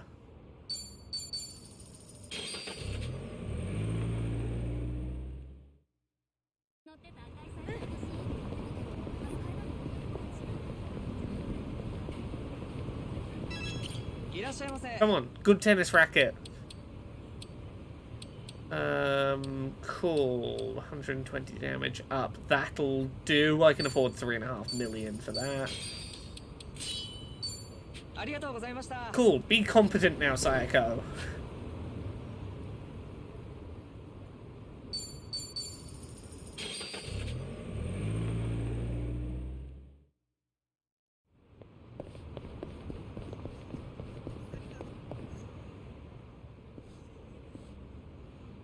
Oh, we have another side quest. What is this side quest? What? We have so many side quests. Oh, this is where we were supposed to meet Date-san. Okay, yeah. So this is our old cop friend. Wants to do something for us for our bucket list. Of course. Those are some of our most lucrative nights. Even the staff likes them because they get to cosplay. Wow, they get into it, huh? I guess dressing up like Santa is always fun. A racket so bad it At heals Sunflower, enemies. I'd have to dress up as Santa for the younger kids. I guess that was kind of like cosplay. Oh, I would have loved to see you in a Santa outfit, Kiryu-san. Are there any photos? I remember someone taking pictures, but they're long gone by now.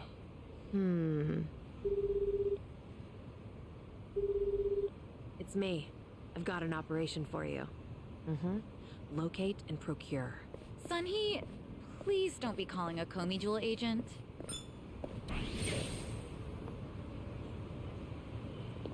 Incompetent hero, look, I get torn both ways. I am an obsessive side content enjoyer, but also enthralled by the main narrative. It goes either way which one's going to get its hooks in me. Here we go. I'll say this game in particular, I was really intent on 100%ing. Particularly this Kiryu. Since we've, like, traveled back to Japan with Kiryu, I've been, like, really intent on doing everything possible. Because this whole bucket list side quest feels like Kiryu's proper, like, serious send-off. And I feel like to skip any of it is, like, to not soak in the bucket list of it all, I think does a disservice to what this half of this portion of the story becomes about. But yeah, in this, I would say the side content, particularly in Kiryu's side, the side content is Kiryu's main story. Doing Kiryu's bucket list is his main story from now. Like, you could make the argument over with Ichiban in Hawaii that, like, the main plot is still the driving force. Here, doing Kiryu's bucket list is what the game is about now. Anyway. There he is. Took you long enough. Much obliged. We've got it from here. Going over to that table. Very good, sir. Yeah, so this is Date, Kiryu's old cop friend. or detective friend. Well, what are we doing here exactly? Thimba, I did play some of the Sandland demo. I appreciate you having a look. I did play some of it today. I'm going to stick some more time in, but I have played a little bit of it. I'll trust you on that. Whose table was that just now, by the way? Do you two know each other? You were drinking together. I'd introduce you to the guy, but the Daidoji faction wouldn't be happy with me. Hmm? What's that? What you up to, Date? Kid's name is Taichi. The boy you raised at Morning Glory, that Taichi. What? Don't start gawking at him. He hasn't clocked you either, it would seem.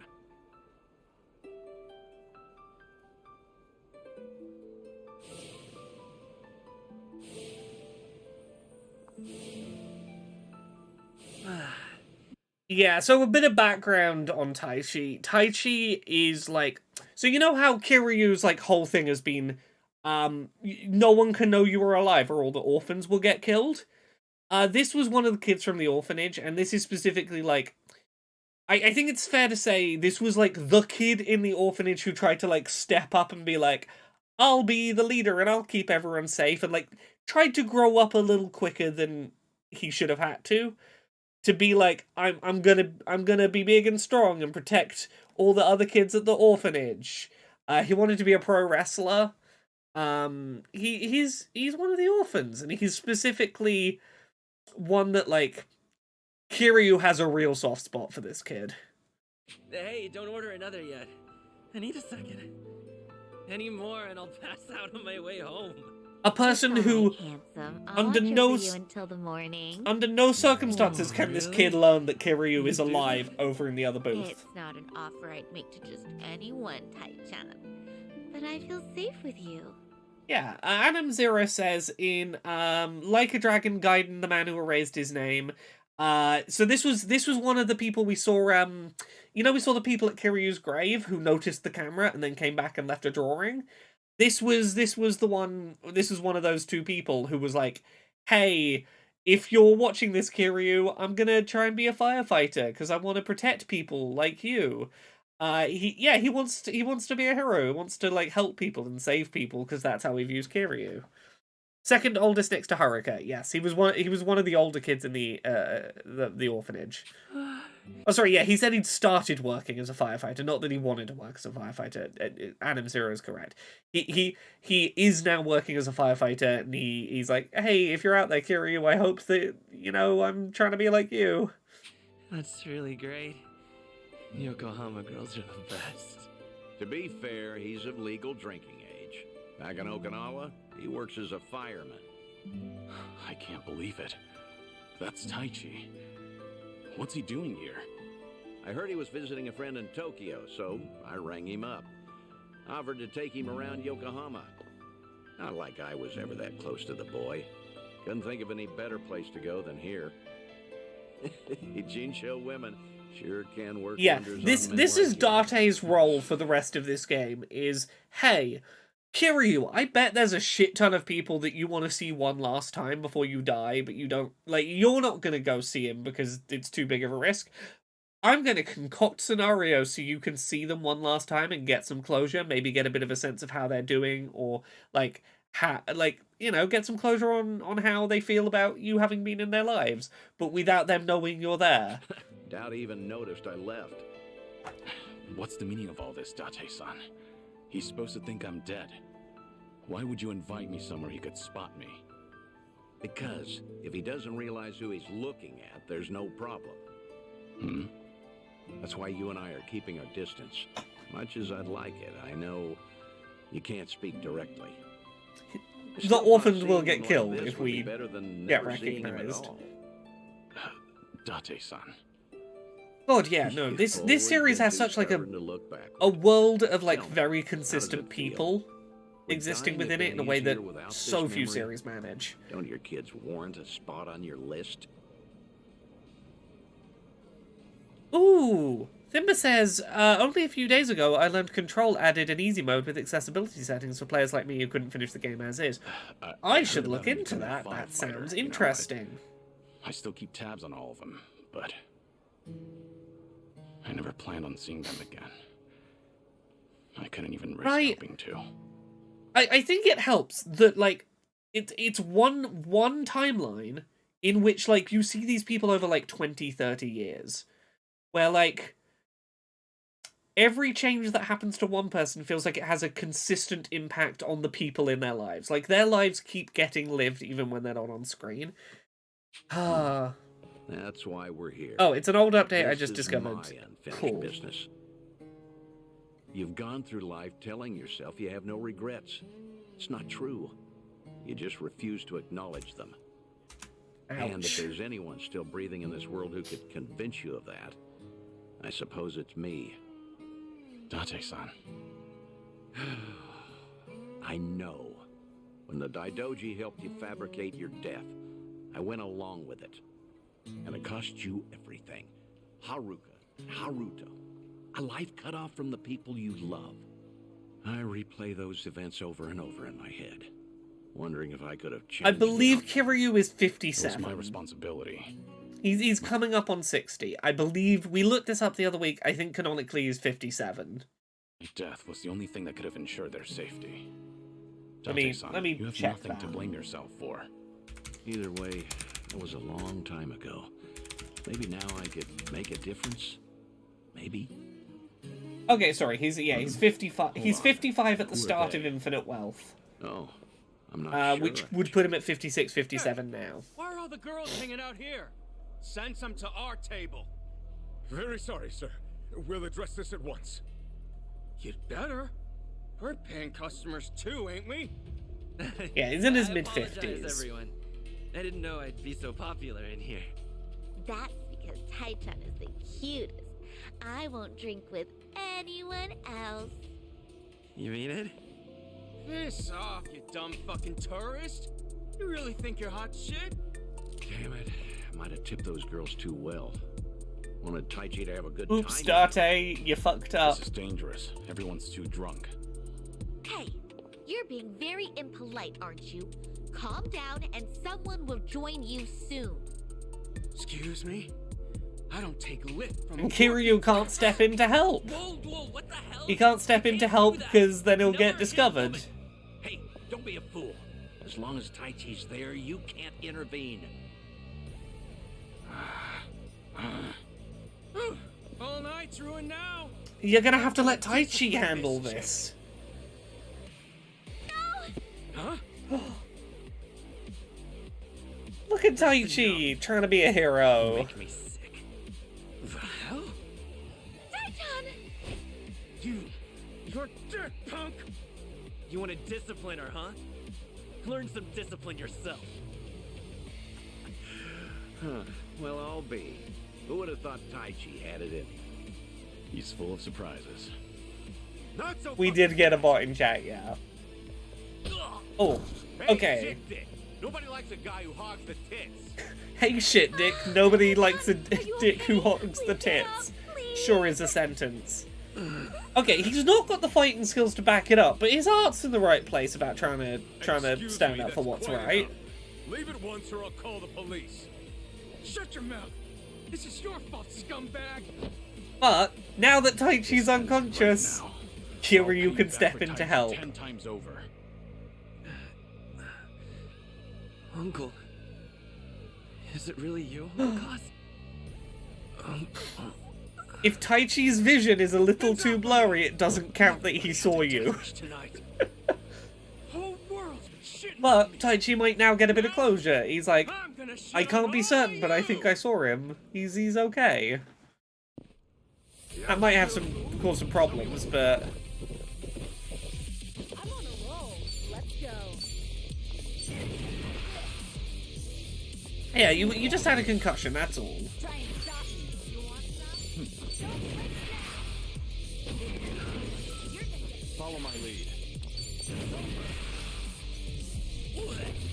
Yeah, let's just fuck these guys up.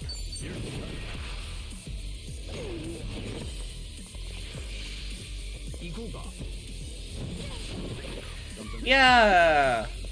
Psycho's doing actual damage now, hooray! going to regret this.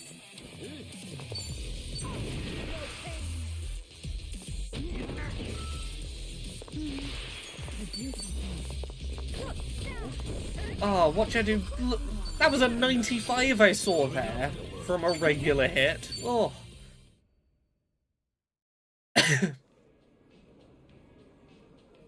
Oh, all the damn luck. What's this? Yeah, Darte's plans aren't necessarily great, but his heart's in the right place. He's trying to, all right. trying to get his boy some closure. Well, sleeping like a baby. He's more drunk than he is hurt. Maybe we overdid it a little. Oh yeah, no surprise. The Future Games show does love having voice actors host. He's gonna make a great firefighter. Boy's in good shape. Hell, he's a grown man. Taichi's gonna wake up before too long. You should leave. We'll catch up. I'll stay behind and try to clean up this mess. Thanks.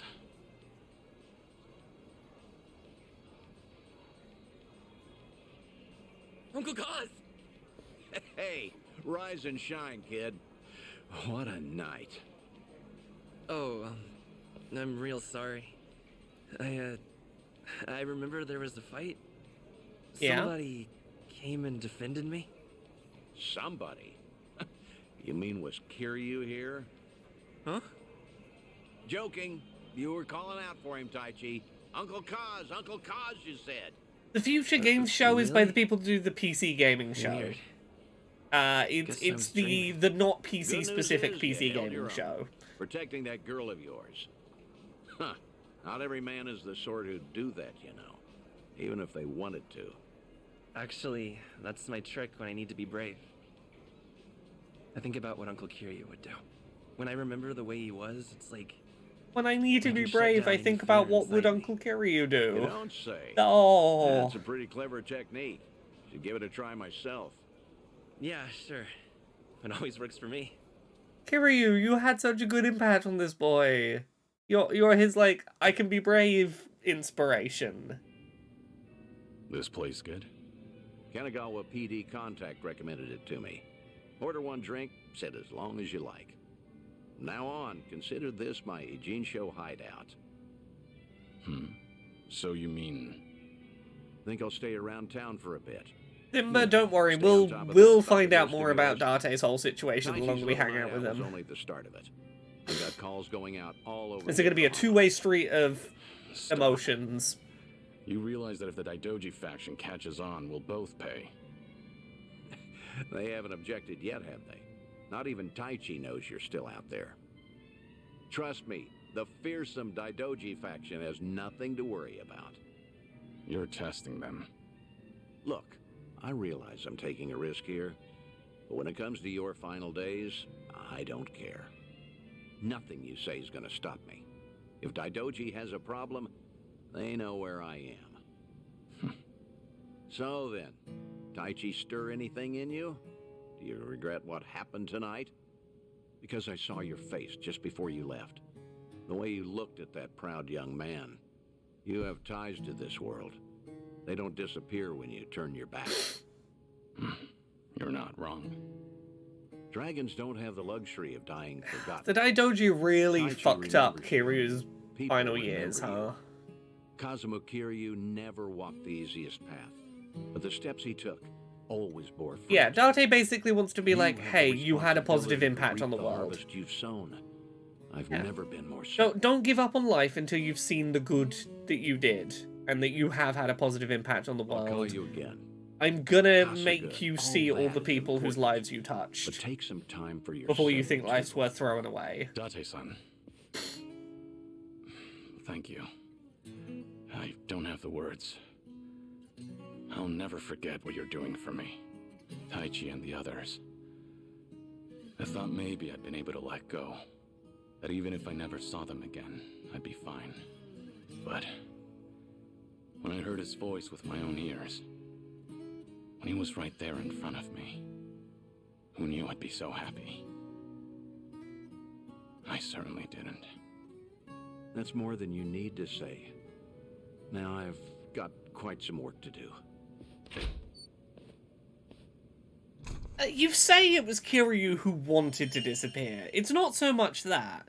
It was hey, we will kill all the orphans if you don't give us some kind of reassurance that you won't spill all our secrets. Okay, well, what if I pretend to be dead, because then no one can find out your secrets? Cool, as long as you stay dead, no one can find out our secrets, so we won't kill all the orphans. That's the gist of it. Like, it's not that he wanted to be dead. It was the only method he had to get we're holding the orphanage at ransom off of the table of threats. Yeah, the Daidoji know he's alive, but they're making him keep his being alive a secret. Basically, he knows a bunch of the Daidoji's secrets. They will kill all the orphans if he is known to be alive and people get secrets out of him. So the Daidoji are like, hey, fake your death, and we won't have to kill all your orphans. That's the gist of it. You're not wrong that it was Kiryu who suggested it. The Daidoji offered a suitcase of money, and Kiryu was like, yeah, but what happens when someone comes after me? They offered Kiryu a suitcase of money, but they were like, yeah, here's a suitcase of money, but, like, we might just, like, if we get antsy, we might come and kill all the people you love anyway. Like, the fact that Kiryu suggested this might be a way that, like, your secrets stay safe and I don't have to worry about myself or the orphans doesn't mean that he wanted to disappear. The only option he saw was to suggest that. Like, I think suggesting Kiryu wanted to disappear is, like, really exaggerating it. He accepted that that was the only real option he had, when the alternative was they might just come and fucking kill the kids anyway.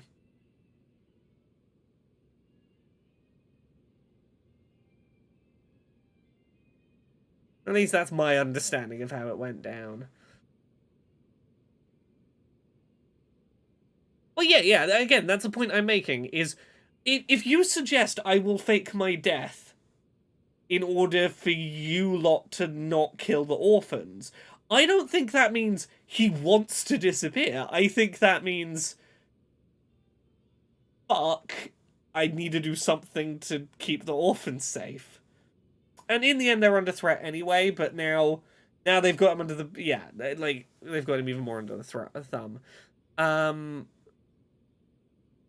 Oh, okay, yeah. Adam Zuri, you're not wrong when you say when Haruka wanted to be an idol, Kiryu's solution was to change his name and move away. He sort of does this. But again, I don't think it's fair to say he wants to disappear. In that case, he was like, I'll change my name, I'll move away, so that if your career takes off successfully, you're not associated with me, a known criminal, and it ruins your idol career. Like, sometimes it's a sacrifice he will make, and sometimes it's a sacrifice that he unfortunately can't step back from. But, like, in none of these do I think he wants to disappear. It's just he doesn't know how else to keep the people he loves safe, because he's lost so many people that he loves over the years. So many people have been collateral damage that he sees no other choice but to distance himself for their safety. I don't think that means he wants to disappear, but...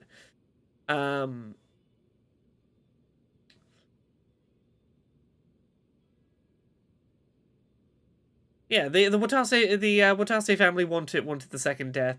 Yeah, like, we could get into all the specifics and the nitty-gritty, but at the end of the day, I don't think it's fair to say Kiryu wants to disappear. Kiryu would love nothing more in a world when there would be no consequences for it than to go sit and have a happy last few months with all the people he loves from his past. He would love to be with his family and friends during this time. He doesn't really have that option, or he has convinced himself he doesn't have that option. Date is trying to go, hey, maybe it is okay for you to make some of those connections, but, like, it's not, I'd like to be in hiding. It's, I'm terrified that by being out in the open and not being vanished, more people I love will suffer the consequences and I will have to live with seeing them get hurt or die.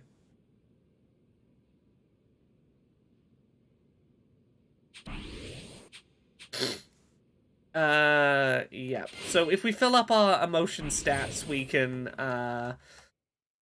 do little emotion hangouts with Date.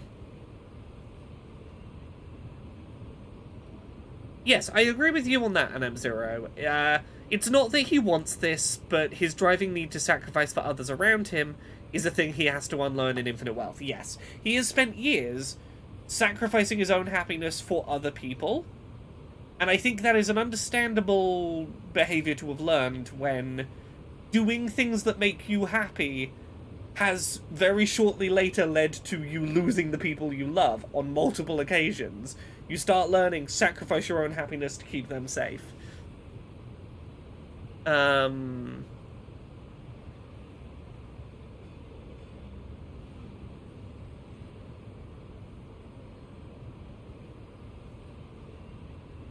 What's Kiryu's plot here if you don't do side quests? Is he doing something in Japan?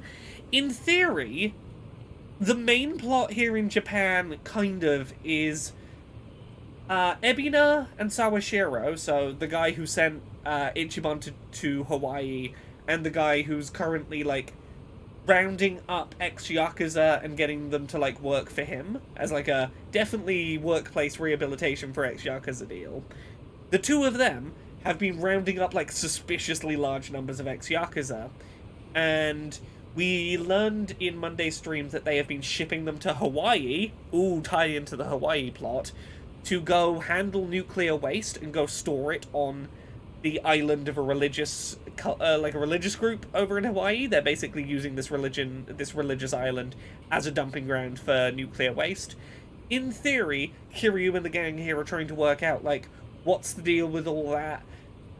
Are these guys rounding up all the Yakuza, like, of good intentions? Are they genuinely trying to rehabilitate them back into the workforce? What's the deal there?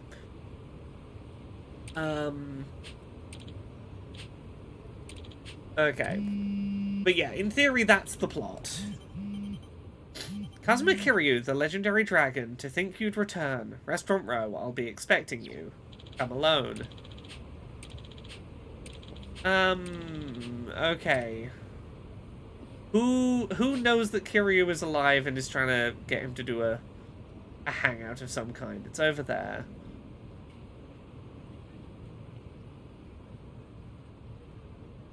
Oh, I know who this is gonna be. I know exactly who this is gonna be.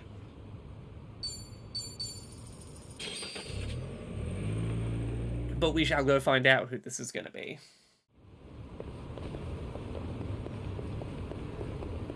And then see if we get offered another hangout with Date soon. Terra says, I want to find out about the most evil person of all, the VTuber. Yes, the VTuber that ruined Ichiban's life, but also, like, as a refresher, that Ichiban was, like, getting ex-Yakuza back into work, and then this VTuber, like, spread a bunch of lies and blew up his whole thing. And now, this, Ebina guy is rounding up a bunch of ex-Yakuza who can't get back into work. Funny that, Ichiban was getting them back into work, but now Ichiban can't do his thing. They've all got to work for Ebina. It almost seems like maybe Ebina has something to do with that VTuber, maybe. Timber says, the plot right now, I feel to me, is this. Ichiban is in Hawaii to find his mum and end up crossing paths with Kiryu in Japan, who's also looking for the rumoured Ichiban mum as part of the Daidoji job. Kind of. Ex-Yakuza are rounding up ex-Yakuza in Japan and shipping them to Hawaii. That's a bit weird. In Hawaii, Ichiban's looking for his mum. He knows a bit more about why everyone's looking for her now. She ran away with a little girl, and allegedly that little girl is the only person who can dismantle this religious group. There's this guy called Bryce.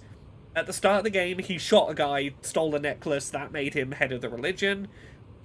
He's not supposed to be head of the religion. Somehow, this little girl that Ichiban's mum ran away with, she is the only person who can, like, take down Bryce as this false leader of the religion. So that's why everyone's after Ichiban's mum. Why does this guy want to be head of the religion? And why is it a problem if he loses being head of the religion?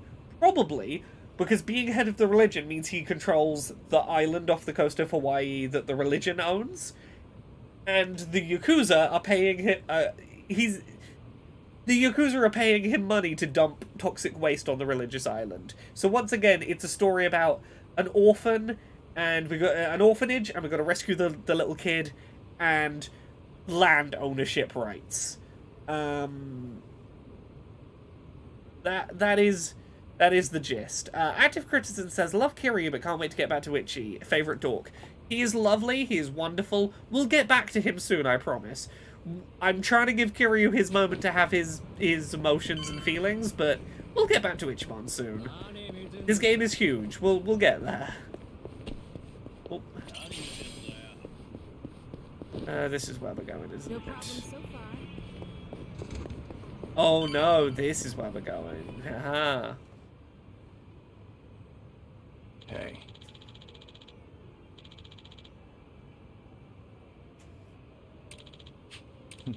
Okay, let's find out what this deal is. Who has realized Kiryu is alive? Oh yeah, it's exactly who I thought it was.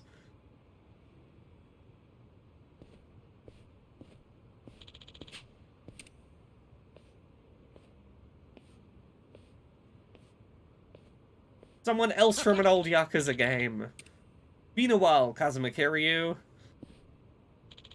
Oh, Amon! Mr. I'm the strongest fighter. Yeah, Adam Zero says, I love this part, because for so many players it's going to be, who the heck is this? If you watched me play The Man Who Erased His Name, do you remember that optional boss fight in the rain that I had against a guy who, if he hit you with an attack, he healed health, and if you weren't attacking him constantly, he healed health. So he was passively recovering health, and he was recovering health every time he hit you. You remember that fight? Yeah.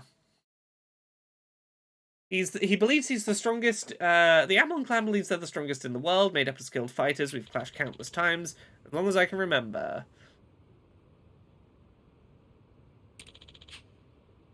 Incompetent Hero, the series generally, outside of spin-offs, likes to be set in whatever the current year that they're releasing a game. I could see them doing, like, a futuristic spin-off, though.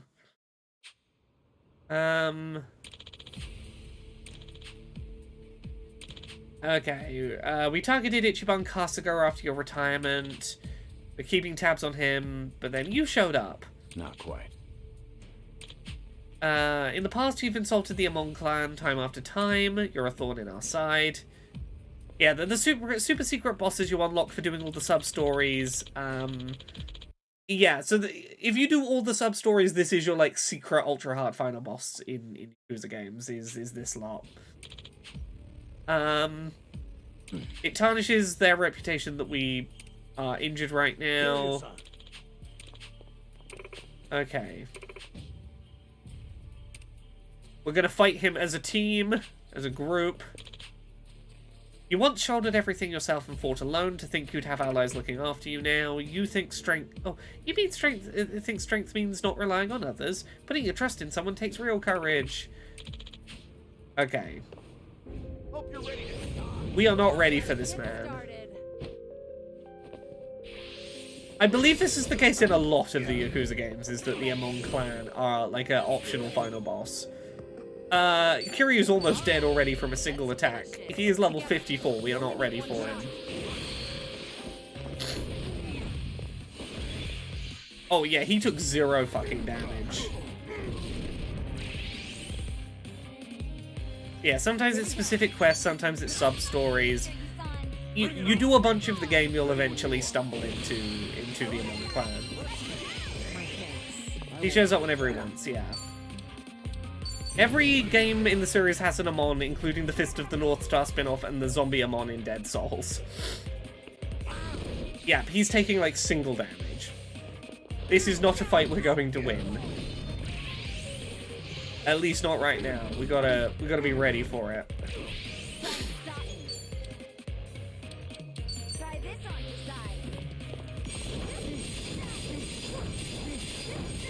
Yeah, this is futile. We are meant to lose, but I'm still gonna go for it. I believe this is the only scripted loss in this game, is this fight. I don't know if you can win it.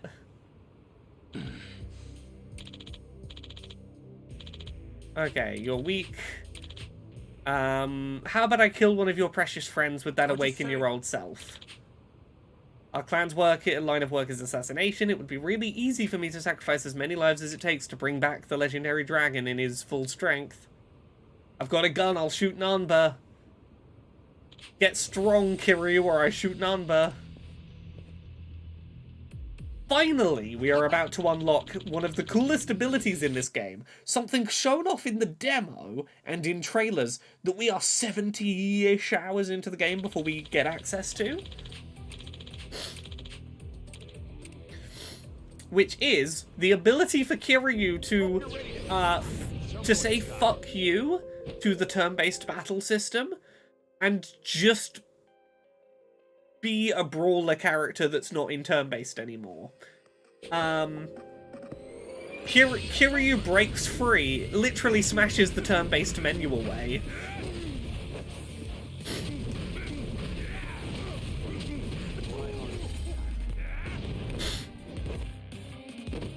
Oh yeah, no, it gave you a taste of stuff from quite further into the game. So now we can do that as Kiryu. Kiryu can just say fuck it to the turn-based battle system sometimes now. Ah, hooray! The bond I share with my allies is what gives me strength now. You've still got some growing to do. If your bonds develop and grow even stronger, I'll return to fight you once more. So I think in this one, to fight him at the end, you have to, like, max out Kiryu's social circle, I think. I'll be the one to take you down, not some illness, and I'm sure I'm not alone in that sentiment.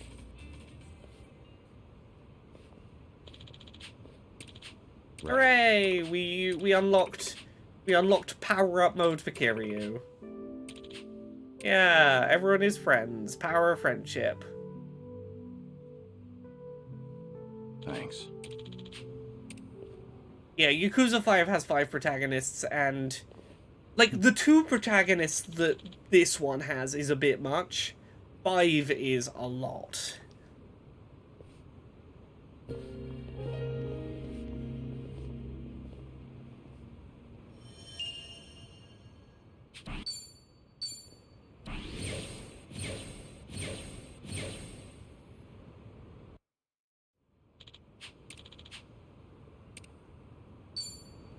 Okay. They recommend we level up before we go back, because plot's gonna happen, probably. But what we can probably do is go do a couple more get drunk quests.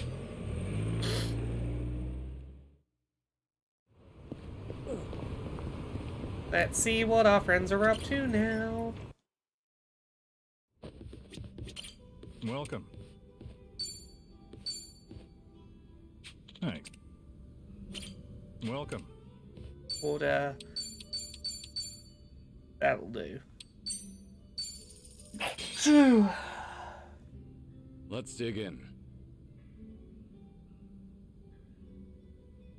Real deal.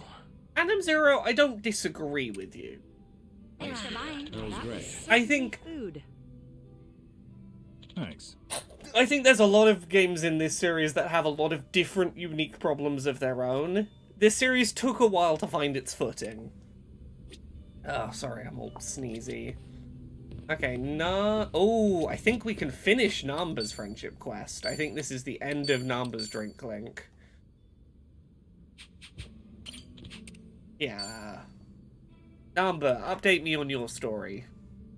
About how you got fired because you made friends with someone who's getting harassed by the boss. Shit. I don't know what to do. Honestly, I've had worse reactions to my face. Okay, remember everything going on? Yeah, the guy stalking Miyabi-chan at my old workplace, the bigwig? Sure. What about him? He's here in Ijinsha. Out drinking with some henchmen, apparently. He's here? Just now, Miyabi-chan called me to let me know. She warned me not to run into him. The thing is, this son of a bitch cost me my job. and he keeps antagonizing Miyabi-chan. What are you thinking? I'm thinking maybe this is my chance to finally say something to him. That's all you want to do? You seem like you're ready for a brawl. Guess we'll just have to wait and see. It's just... Kiryu-san, when I saw your face, I knew I couldn't put this off any longer. Hey, don't make my face your excuse here. Yeah, I know. It's my decision to go out there. There's too much I need to get off my chest. No turning back this time. How much have you had? You seem a little tipsy. Okay. Let's make some magic, Kiryu-san. I'm sure this won't go badly, getting drunk and then tracking down your old boss who sexually harassed your friend. There could be no negative consequences to this, I'm sure. You definitely won't just make the problem worse, Namba. But I'll be with you while we make whatever this mistake ends up being. He's supposed to be somewhere right around here. Hey, Kiryu-san. Eyes open for that guy's harasser-ass face. You need to take it easy. Is that good old Nanba standing in my way? Oh, shit. Oh, no, that's a lucky break. Finally found you, you dirty swine. What now? Little grunt. Who the hell do you think you're talking to? You should be bowing. Why should I bow to you? It's not like I'm your employee anymore, right? I've been laid the hell off. So right now, we're just two grown men. And you're the one in my way. Oh, yeah. You did get fired. Hey, you guys know about him? Good old Namba here got busted for stealing meds as a nurse. That's it, story, and not like it sounds. But you're still the creep who harasses his secretaries. You're the one who had me fired, weren't you? Miyabi-chan and I were friends, and you couldn't stand it. This is probably going to make things worse for her, Namba. Yeah? So what? That it? Is that why you're so upset with me? Losing your 9 to 5? It's not just that. Miyabi-chan lost her first job as a secretary because of you. This man is such a hateable villain. Guilty as This charged. executive man. Oh, are you here to avenge her? We'll throw down little Literally, like, Come villain get some. monologue laughing What the hell did about you his say? sexual abuse Don't of let a him make you feel the of an first employee. He'll just use that as an excuse to gang up on you. Your big old buddy here's pretty sharp. But you don't need his advice, do you, Nanba? Prove you're a man and take a shot at me. Oh, I hope Namba is in every game going forward. So, you Namba really is do then. his best boy. What? You fired me on your own. It wasn't a company decision. That means Ichiban was never the reason. He's 100% innocent. He's blame-free. Huh? What are you rambling about? We did it, Kiryu-san. Ichiban wasn't at fault, just like I figured. Oh, Nanba. this was never about getting his job back or feeling bad he actually lost his Explain what job. you're saying to me. He just wanted to know for sure that it wasn't Ichiban's fault that he lost his job, because like he doesn't blame Ichiban, but he knows Ichiban blames himself, and he's just like, I want to be able to go to Ichiban and go, it wasn't your fault I lost my job, it was a completely separate thing. I found evidence, it wasn't your fault, Ichiban. He just doesn't want any risk of his friend resenting him. Even though Ichiban would never, he's not one to hold a grudge. Fuck that, actually. Talking is bullshit. I'm a man of action. Namba, you care about your friend so much. I love you, Namba. You're perfect. Here we go. Okay, new power, activate.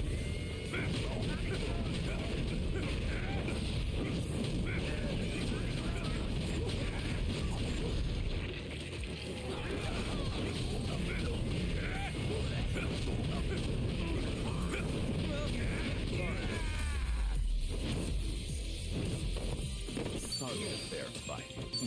Doing better than I thought. There we go. Kiryu is now OP. Wait a second. Hold on, please. What's gonna happen to me? Hey, Mr. Grab-Ass, sir. You leave Miyabi-chan alone starting right now. all you do to her is give her a secretary job again. Obviously, not working underneath you, that is. You assign her to the most decent boss you have down there. But I... Oh, is that not doable for some reason? Maybe my friends and I should come find you again and again? No, you got it. She's back to secretary work. Just please, don't hit me anymore. Huh. That'll do. You should be honored, you know. This guy's fists are famous. Ah, sheesh. Let's get out of here, all right? Crowd's gathering.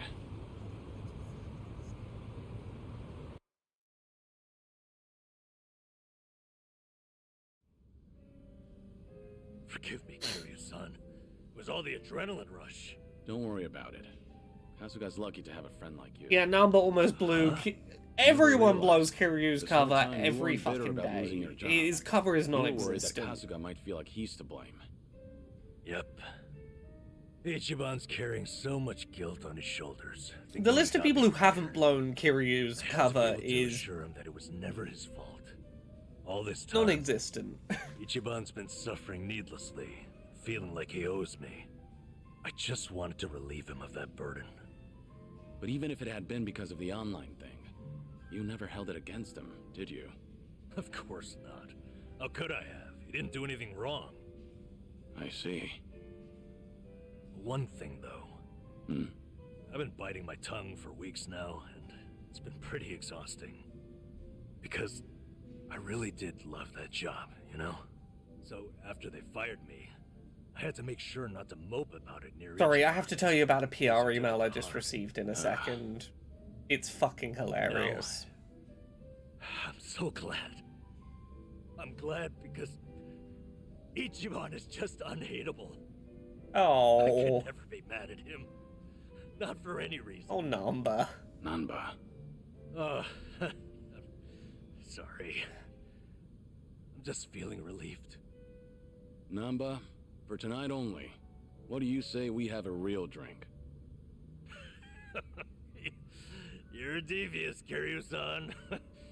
If we're gonna do this, I insist we go top He just shelf. wanted to know for a fact that his friend didn't need to Bartender, feel guilty Give me about your number one his best job and loss. most affordable offering. Namba, you're perfect. Oh, you're so good. Okay, let me tell you about this PR email I've just received. Usually, like, I wouldn't, publicly talk about a PR email I received like this, but I think you'll understand very quickly why I'm making an exception on this one. So, first of all, the subject line. At Jim Sterling, X, the name of the brand, paid YouTube collaboration. So first of all, they sent an email to my personal email, trying to offer Steph a paid collaboration, not me. Or like I don't know whether they've just emailed me thinking that I am one and the same, or they're trying to get me to pass a message on to Steph. Either way, not a great start to address an email to me to my more famous, more successful friend. Good first step. But this is where I start going, oh, I don't even feel bad about, just talking about what this email is rather than, sending it to Steph, because Steph's never going to fucking say yes to this email for a paid YouTube collaboration. Let me read from a little. This is Mercury Dynamic, a leading international and professional influencer marketing agency. You're not that leading and professional if you send the email to the wrong fucking person. We're big fans of your YouTube channel. We're impressed by your content, and we believe you have a lot of potential to collaborate with us. I'm reaching out to discuss a potential paid partnership on behalf of our client, Talkie, a unique AI experience with multimodal magic. Our latest campaign is aligned with your niche and style. Look, whether they think they're emailing me or emailing Steph, you're lying if you say that, you're a fan of either of our channels and follow our work, because you wouldn't be offering us an AI-centric YouTube sponsorship if you knew either of us or our content. I love when it's like, oh, we love your videos and we think this would be a really good fit, and then it's a thing that's clearly the least a fit for us thing. We've made videos about how we will never make we will never promote this shit, and they're like, yeah, you seem like a good fit. The gist of what I can tell about what this is it's a program where you have conversations over a microphone with an AI, like, oh, it's the Grim Reaper, you talk into your mic, and the fake Grim Reaper face, AI generates a response, and AI generates a voice file and animates to, like, say its response at you. It's fucking AI generated bullshit.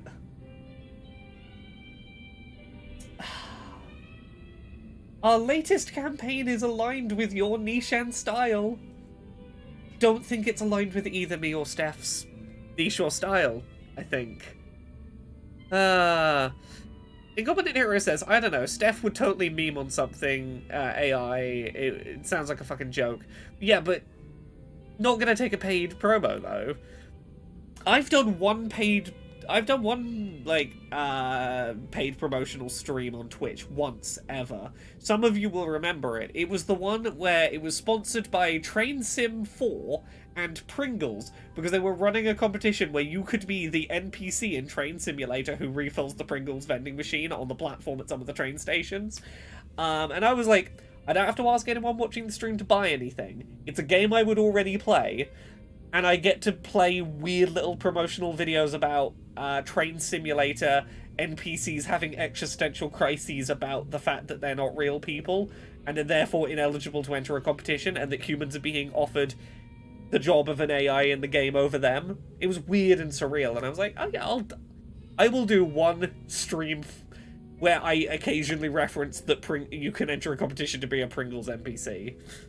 It's the one time I've ever done a promotional stream, and I'm like, it's a game I was already going to play, a food I already eat, I don't have to ask you to buy anything, and I can play weird surrealist marketing material. I was okay with that one. Oh, capitalism. Anyway, can we progress either of their friendship quests? We definitely can with Seon-hee.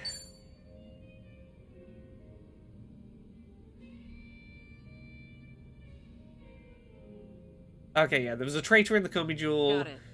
Yeah, last time we talked to Seon-hee in the Drink Links, it seemed like one of the older, like, cis-straight white guys in the organization is maybe, like, trying to undermine Seon-hee. Is trying to, like, create a war with one of the other factions to make it look like she's losing control so that he can basically swoop in and try and steal the faction from her. That seems to be the gist. Thanks for the report. I'll be there soon. You guys have to stand down. We won't come out of this unscathed, considering we're up against Hunchul Suh. What's going on? You were just on the phone with a subordinate, right? Sorry? I don't know what you're talking about. Anyway, I just finished my drink, so I'll be leaving now. Wait, Sun-hee. It sounded like you don't have enough hands on deck. Psh, I'm the queen of Komi Jewel. I always have enough hands.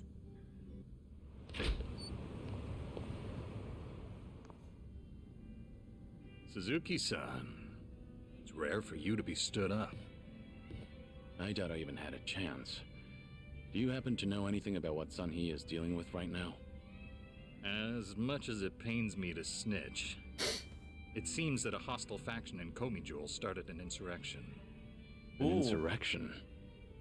About 10 of them, all led by Hunchul Suh, have been attacking one Liumang shop after another. It's likely they're aiming to start a war as quickly as they can to try and overthrow Sun-hee-san. Things have already escalated that far. As the queen, she needs to bring Komi Jewel under control herself. Oh, Seon-hee's before the Liumang fucking retaliates. hot as hell. Which Liumang spots are they hitting up? Do you know where they are? I take it you intend on helping her? Of course. I understand how you feel, but you ought to know that Sun-hee-san can't accept an outsider's help. Unless she demonstrates authority and resolves this situation herself, the same thing will keep happening. Please, time is of the essence. There is no way I could relax and knock back some drinks after hearing all that. That's not the only problem, by the way. I've noticed she's been trying to act tougher than usual whenever she's around you. My guess is that she wants to look more put together in front of her hero. You should be more considerate. Take her feelings into account. Now's not the time for that. Oh, right. I do have something that could come in handy. Wear this, and you'll look like any other Komi jewel. Sunhee-san won't even bat an eye. Ah, so That's genius. we can't be I owe seen you one, bailing her bartender. out of this because it would undermine her, but if we show up just looking like any old other, like, member of the faction and back her up, you know, we've not done anything to undermine her authority at that point. I have always thought of you as a hero. Why would you do this? That's right. I am a hero. But should a hero be forced to spend the rest of his life under the thumb of a little girl? He's just Only a old man sexist. with force, undeterred by bloodshed, can rule the underworld. Not a woman like you. I'm taking what is rightfully mine. So that's Hancho-sa. Take a good look, Sonny. Don't your underlings make for a pathetic sight? They actually thought they stood a chance against me. Arrogant greenhorns. There's no soldier worth his salt within the present-day Komi jewel. Are you sure about I've spent my that? days wreaking carnage during the Tojo clan's prime. I will bring change to this pitiful organization of yours. What's so funny? You, Hanshul-sa. You've gone senile. Sounds like you're under the impression that you could beat me, if only by brute force. Of course I can. But I'll let this slide, as long as you get on your knees and surrender. Then swear to all of Ijincho that you're relinquishing your post as Komi Jewel's commander-in-chief. That's all? Hey, Anything Emery. else? Let's see. Ah, yes. Strip off your clothes when you kneel. Imagine. Yeah, if this man had not given us Queen enough of reasons Komi to realize he was an old surrendering sexist asshole, Don't I feel you like know? that line of dialogue The does common it. man loves a good show. And you were never one who served to please. Huh, good to hear. The proud warrior I once knew is dead to me now. And the lowly, boorish man I see here is nothing but a shell of his former self. Now I have no qualms meting out punishment as your leader. Foolish girl. You only have a single underling left on your side. Give it up. You can't win. Don't listen to him. There are I many, will many win. vowels in if Korean I- names, and I am very bad at pronouncing those. You want to run now? Those letters. No, I cannot do that. Whatever you decide, I'll see it through to the end, Sunny. That voice. Don't pay me any mind. Hancho-sa is approaching, so please brace yourself for battle. Right. Look lively, men. It's time for a new era. Down with the queen. Yeah, Emery, give me more context. I don't know what you're on about at the moment. Let's do it.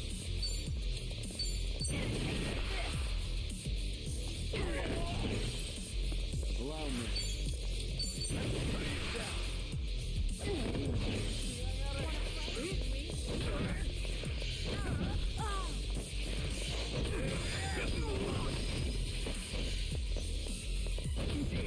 It's my turn. Okay, let's demolish as many of these as we can as quickly as possible. Here we go. Gonna basically one-hit kill most of the underlings. Let's do it.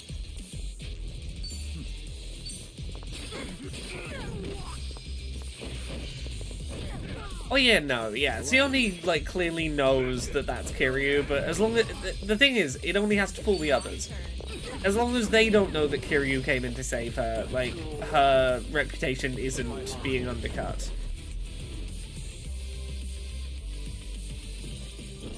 You picked the wrong opponents. Exactly. It's alright if one of her underlings helps in a fight. If a legendary hero has to come in and fight her battle for her, that undermines her, sort of, authorship. How could I, we, Hancho Sir, have lost. Poor judgment, I'd say. That's just too bad. For you, I mean. Age has not been kind to you, Since you messed with the Liumang, I'll just hand you over to them so they can decide what to do with you. Unfortunately, that means I can't guarantee your life. No, please! Wait, Sunny! I'm sorry. I was in the wrong.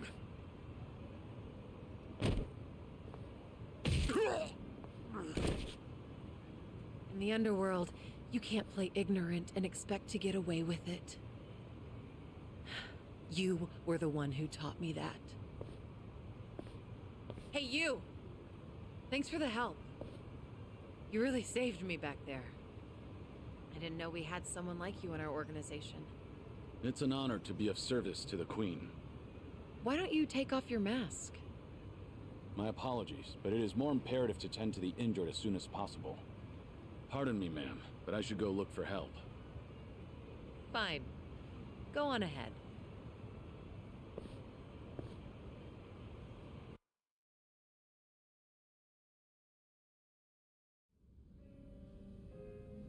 It's two of our party Have you been members' friendship drinking here ever quests since I done left now. earlier?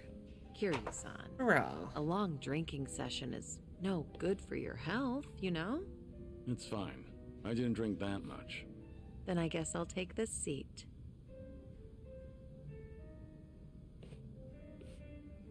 So... did the bartender lend you that Komi Jewel mask? I don't know what you're on about. Some random stranger called you my queen, and definitely not your hero. Ah, looks like I made you worry quite a bit. But if that's how you want it, I'll play along. Right, bartender? You got involved too, didn't you? I'm afraid I'm just as in the dark as you are. Sure, of course you are. God, neither of you open up about your past or your secrets very easily. You two are certainly veterans in that field. How about a drink, Sunhee? Just relax. Try not to give the bartender such a hard time. You two might be the only ones alive who'd treat me like a child. Then again, perhaps that's why I'm rather fond of this bar. To good friends and good drinks. Cheers. Cheers. Cheers. So what happened to that one trader in Komi Jewel? What was his name again? Hancholsa? You're still keeping up the act? Huh. Well, my lips are sealed. Oh, these The two's Komi Jewel dynamic issue, is so outsiders lovely. Don't need to know. Okay, dealing with Kiryu-san is one thing, but why is the bartender smirking? That's poor customer service, you know. Look at her, giving us the cold shoulder. Yeah, she has a point. That won't fly in the service industry, bartender. All right, you two.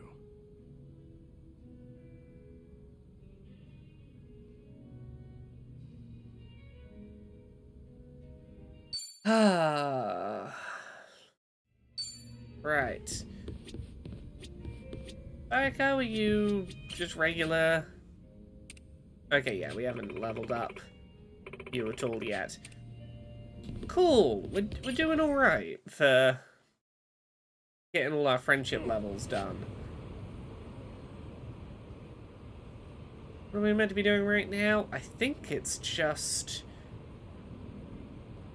go head to Ichiban's place. Is this the end of us being Kiryu for now? This might be the end of us being Kiryu for a bit. We might be going back to Ichiban. I don't know if there's much more we do before we swap back. I think it might nearly be time. Okay, phone is buzzing. Fine. Okay, so he's is gonna be busy for a little bit.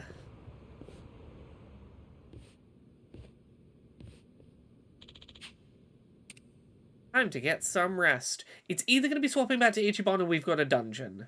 It's either gonna be big boss fight or we're swapping back.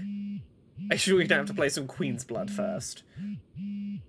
Okay, phone is buzzing, buzzing, buzzing, buzzing. Oh, I think I know what this is.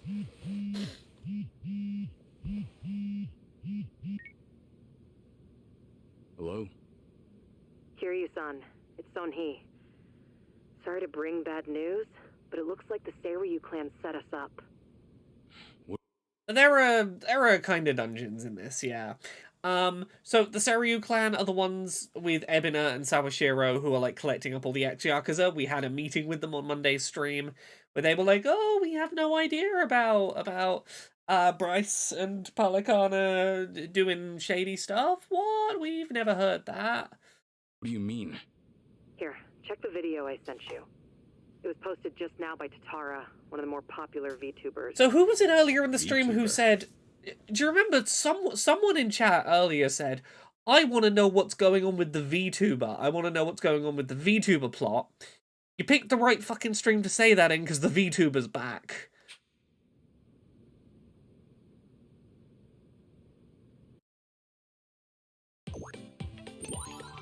It's VTuber time again. Nothing bad could come of this. What's up, people? Tatara Channel coming at ya.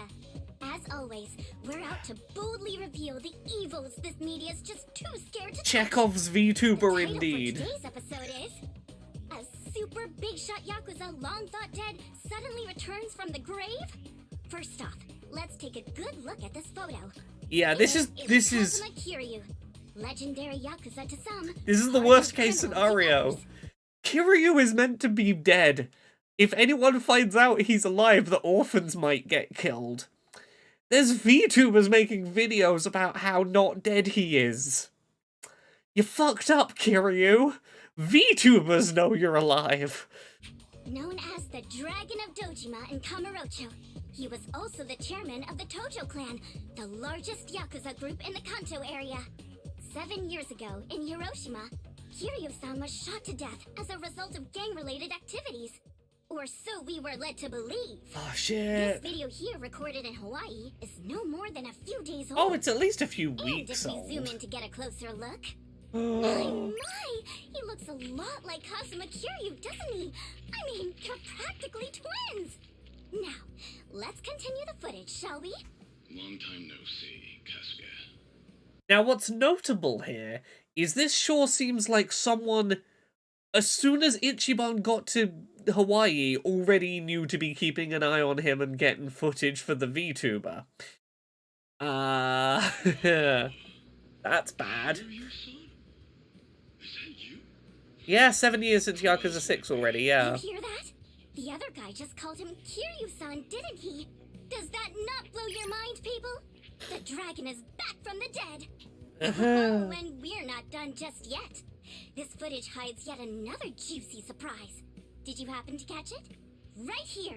Do you all remember him? Long time no see, Kasuga. Oopsie. It's Ichiban Kasuga, whose cover we blew on this channel before. Yokohama's so-called hero. So a long-lost legend is really alive and kicking. Plus he's pals with Ichiban Kasuga? Okay, what is really going on here? To help shed light on that, I've invited some very special guests for this occasion.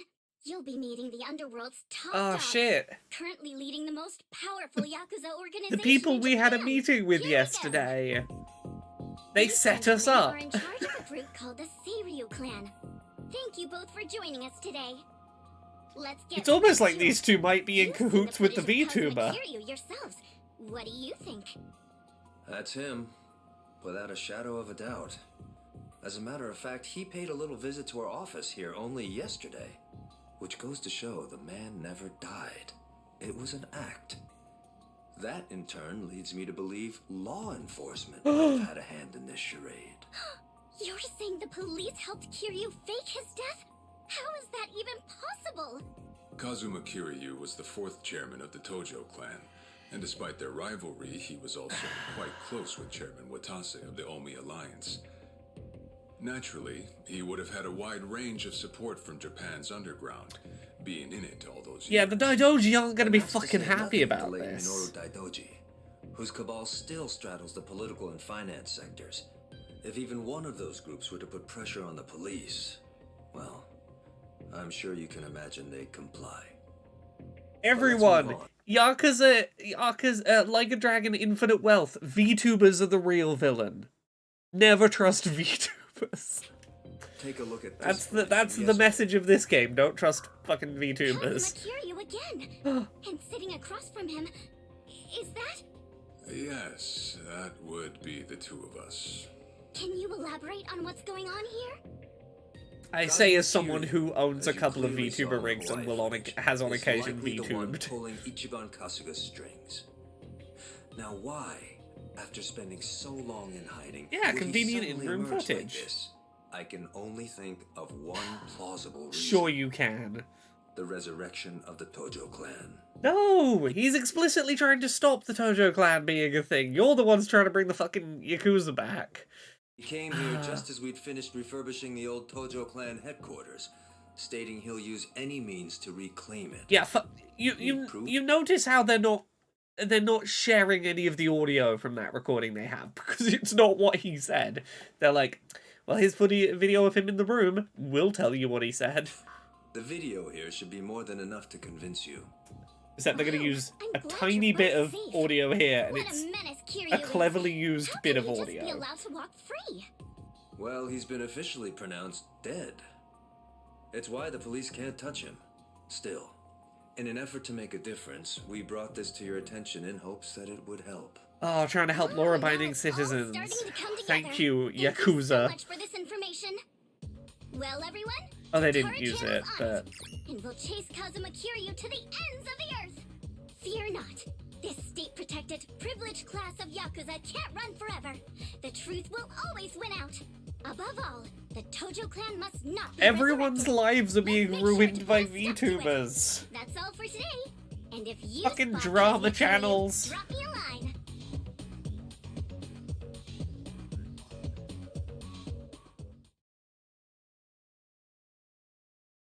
Oh, I guarantee a real VTuber has already interviewed a criminal leader. I guarantee it's already happened. Again. I guess you already know. Kiryu is just sat here going, I don't understand what I'm seeing. Not in terms of, like, I'm shocked that I got, like, you know, doxed that I'm alive or whatever. I don't understand what a VTuber is. What is this little internet girl in the phone? Because he's an old man. He doesn't... Kiryu is not that far off of, you know, he's not that far off my dad's age. If I had to explain to my dad, a VTuber is doing a drama call out about you and it's probably going to ruin your life, the number of levels of things I'd have to explain to get that through would be a lot. Sun-Hee just finished telling me. You gonna be alright? Now that your name and face are broadcast out in the open? I mean, Sure. Yeah. We'll see how Hanawa responds. In my head, I keep thinking he's 57. Either way, I don't have long to live. In that sense, it's not a big deal. I'm like, in my head, that's nearly 60, and I'm like, 60, You know, maybe I ought to give Ebina and Sawashiro a word of thanks. And then some. Seriously? Oh, you're gonna go back and beat them up on camera. The place full of cameras. You got under their skin. The people who you'll just be giving them more evidence to give to the VTuber. Hey, didn't Tatara spread rumors about Ichiban too? Something like former Yakuza makes a killing by forcing other ex-criminals to steal? He was only doing his job, but the video spun it completely out of context. Right. That channel's known for trying to expose the evil the media's too afraid to touch.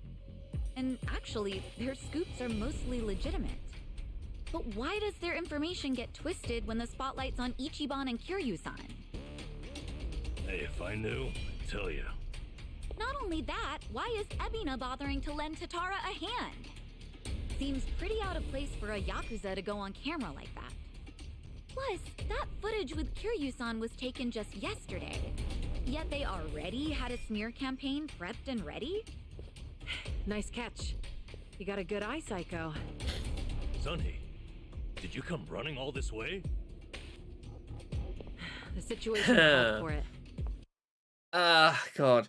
Incompetent Hero says, last week I had to explain to my mother what a not safe for work chatbot was. She is 50, it was awkward. Tara says, I saw a meme that was Kiryu saying, why did that cartoon lady say my real name? Yeah, it's... How does the cartoon know about me? How does the cartoon know I'm real? But this isn't about me. I don't have positive proof yet, but there's a good chance Ebina and Tatara were partners for a long time. Is that right? How long are we talking? At least before any of you even knew their names. How can you be so sure? Why else would Ebina and his lackey go on stream with some VTuber who has nothing to do with the Yakuza? I love listening to these characters say VTuber in very Anyone serious in the position to lead conversations. The Seiryu clan would never pull a stunt like that. It's too big a risk for one, but as you saw, they did it anyway. So, here's what I think could happen. Ebina might start using Tatara to broadcast any propaganda that suits his needs. And that's to 5 million subscribers, by the way. And I'll even take it a step further and say this. I think Ebina's been Tatara's major source of intel for everything that's happened so far. Wait a minute. So, Ebina, a leader in the Yakuza world, is behind the Tatara channel of all things? What makes you think It's that? Yakuza funded tells VTubers. He used It's to be crime one of Tokyo VTube. PD's top elites. Was he really? And This is now a he's criminal Yakuza enterprise guy. hiring a VTuber to be the about smiley, turning the wrong giggly leaf. face of their What would make propaganda him do arm. that? It's perfect. don't I know love the this particulars. game. There wasn't any scandal I could trace it to. But with history like that, I'm sure he's got a wealth of stories the media's never seen or heard. Isn't that a fair bit of assumption, though? Sure, but it's not like it's unfounded. Oh, you know what? This involves Ichiban directly. Right after Tatara effectively canceled him, Sawashiro goes and sends him to Hawaii. Meaning... Well, I just wonder, had Ichiban been able to keep giving work to ex-Yakuza? Yeah, with the would he Seiryu still have clan. said yes to going there? And with the Seiryu, yeah. Sawashiro wanted Kasuga in Hawaii for his own ends. Yeah, if you hadn't, like... If the VTuber hadn't ruined Ichiban's whole thing, he probably wouldn't have gone to Hawaii. The Seiryu clan would have had a much harder time recruiting ex-Yakuza.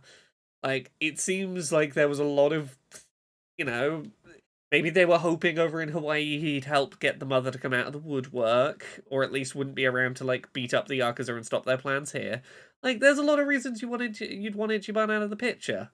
And for that to happen, Tatara made it so he had to leave his job. The timing was too convenient. Exactly. So what I'm saying is, it's possible Sawashiro's been stringing Ichiban along. And if that's true, it's not a stretch to say they know more than they let on about Polycana. So, if everything was orchestrated by Ebina and Sawashiro, what would be their next move? Good question. I guess that's the part we're all stumped on. Should we go have another chat? I would love to, but the situation's changed. One false step, and we'll be staring down every last member of the Seiryu clan. After putting footage like that out there, they're obviously ready for a fight. And if Kiryu-san isn't his usual self, we shouldn't pick a fight we can't win. Oops. As much as I hate to admit it, I think you might be right. Okay, then why don't we do this? What? Now that the Seiryu clan opened a branch office, there shouldn't be as many of them back at Ijincho. So, we should hit their HQ first. A dungeon! Figure we might be able to get who's in charge to talk. Nanba, that's actually not such a bad idea. Yeah, let's give it a shot. So, I don't know that we're gonna do it today, but we have our next quest, which is go fight our way into one of the Seiryu clan offices and try and get some additional answers as to what the hell's going on here. Now, are there any not the main plot things I can quickly pick up while we're here? I don't think so. Fuck it. Do we go head to the Seiryu clan place? It's not that big a building. We can at least get started on this. Here we are, Kiryu-san.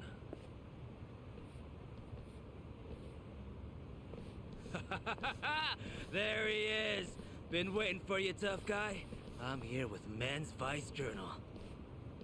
Oh, this was the guy who was trying to get video footage of Ichiban. Feast your eyes, bros and bastards. You're taking an exclusive look at the most legendary Yakuza to ever walk the streets. Thanks to the Tatara channel, he's the talk of the town once more. Introducing Kazuma Kiryu. I'm sorry, you've gotten me confused with someone else. I'm Joryu Sasaki? Is that who I said I am? How about you give us an interview, Kiryu-san? Your story's, like, incredible. A top dog faking his own death all so he could live in secrecy. How do you feel now that that's out in the open? Any comments? Concerns? Give me something. Out of the way. Oh! Ow! I think I broke a bone. No way he got hurt just from that. Talk about bad acting. Yo, did you guys see that? Dude freaking wrecked me! That right there's the real, uninhibited Kazuma Kiryu! Yeah, this man does... Kiryu does not care about optics. So get the hell out of my sight. Yeah, I don't care that you're gonna, like, try and edit this against me, but, like... Sick, right? What the fuck, man? That shit really did break a bone! Kick his phone now, Kiryu. Break the phone. Guess what? It's all on camera. Huh. I'm surprised he didn't die on impact. Stomp on the phone, drop it in the Hurry sewer. up and get him, guys! I'll be right here recording. This is why you don't record it and upload it later. You live stream it, so it can't be fucked around with. You really want another reality check, huh? Looks like your boys are too scared to move a muscle. That's alright. We got ourselves an arrangement.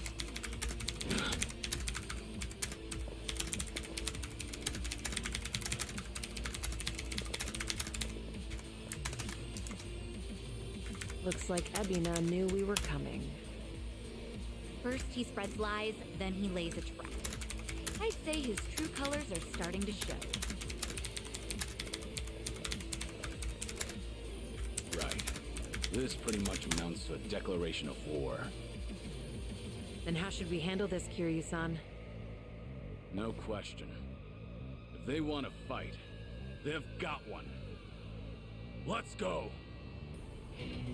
Tell me what you got. It's my turn. You're gonna get stomped. Try to block this.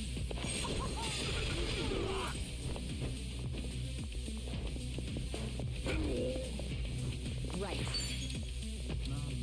Wanna play? Try this on the side. This should do.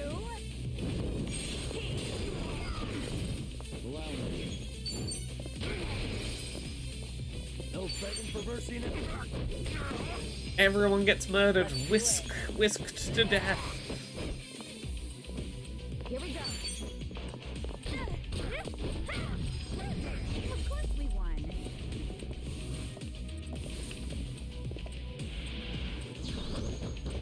It's my turn.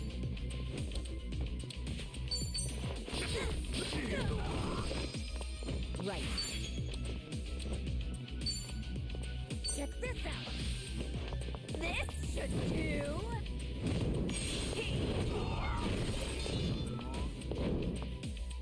There we go. Sorry, I had to reschedule a meeting for the morning. Now that she can actually hit for damage, she can really hit for damage. Yeah, Sayako, like the tennis class is really fucking powerful now that she has a weapon that isn't just doing literal zero.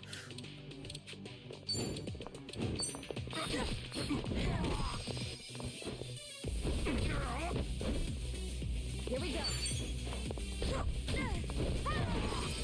Allow me. Kiryu, break this man's guard. Fuck him up. Okay, we are going to be overpowered in this half of the narrative for a while. Hard to say. But I'm looking forward to it. The dentist job does seem fun now it's working properly. Answer me now. I will say it again. I didn't buy the DLC. Thank you, Sega. Sega sent me the DLC codes. I am enjoying actually getting around to the DLC classes on the second From playthrough. the Tatara channel. They knew about you. Said you'd be coming to Seiryu HQ. They also said to taunt you and get footage that the clan would protect us if we did. So Sunhee's guess was right. Ebina really has been pulling Tatara's strings. Yeah. And so is Shira's his accomplice. They also made Kasuga go to Hawaii. There had to be a reason for that, too. What kind of reason, though? Let me ask what's happening in Hawaii. I've got a contact over there. Who would that be? He probably means Hanawa-san, guy from the Daidoji faction.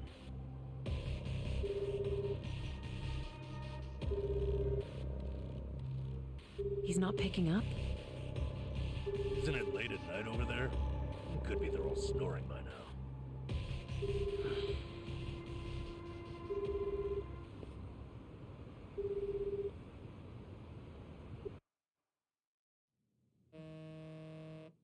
Oh, I know what we're about to see.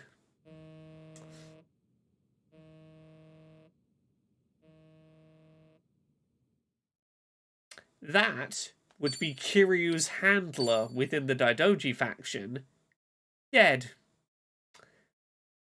Or at the very least, bleeding out quite badly. Sure looks like he's bleeding out the head. So this would be the man who would be responsible for people found out Kiryu is alive. We've gotta like call it in and you know, the orphans are gonna get killed.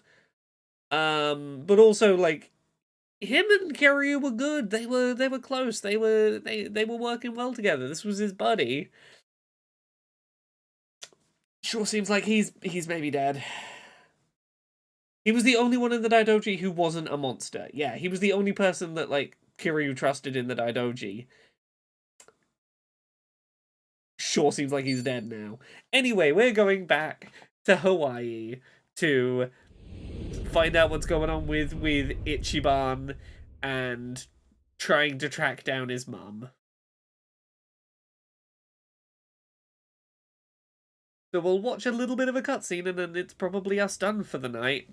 Meanwhile, back in Hawaii, rewinding slightly in time. At this moment, none of that has gone down. Nama just checked in with me. He and Kiryu-san made it back all right. Yeah, so for reference, this is taking place in Hawaii about when Kiryu and Namba landed in Japan. So, like, all of the stuff we've just done with Kiryu on his... all the work we've done on his bucket list in Japan, that's how much we're rewinding timeline-wise. They're staying at my place in Eugene-sho while they rest up. Good to hear. So, Kiryu-san should be safe for the time being. Oh, sheesh, what a day. Akane-san has Lonnie safe and secure for now, at least.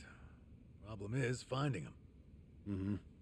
Balikana's carving the island bloody searching. Hard to believe she's still out there. Listen, Akane-san won't be able to hide So much now, longer. Hanawa, this man, Has the channel we got know one of he's the gonna comments get that shot might be pretty from bad her? soon.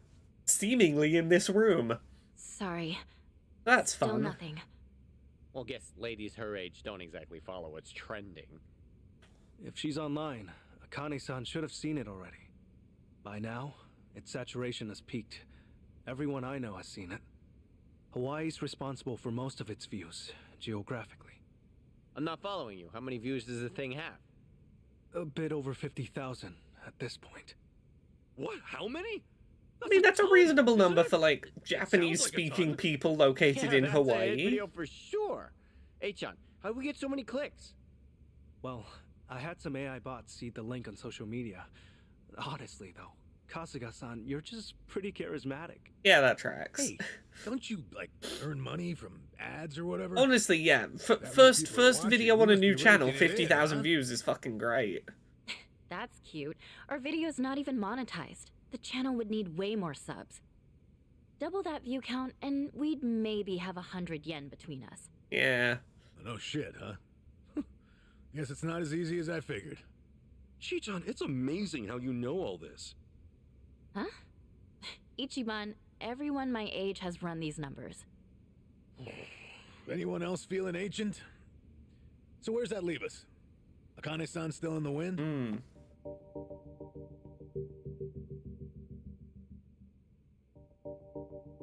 Yeah, Adachi being very much not an internet man. If you could simply locate her, the Daidoji faction is ready to help. We can arrange a flight out of Hawaii. So, Cass, I'll say Wano as nothing well. of that. Thanks for that much, I guess. I mean, AG knows a reasonable Still, amount you about internet Daidoji videos faction too. guys don't You know, exactly put me at ease. there's a few people in this room young enough to know about understandable. internet videos. I'm in the dark as far as my boss's interest in Akane-san is concerned. However, this country's proven more than a match for you already. Leave this to the professionals.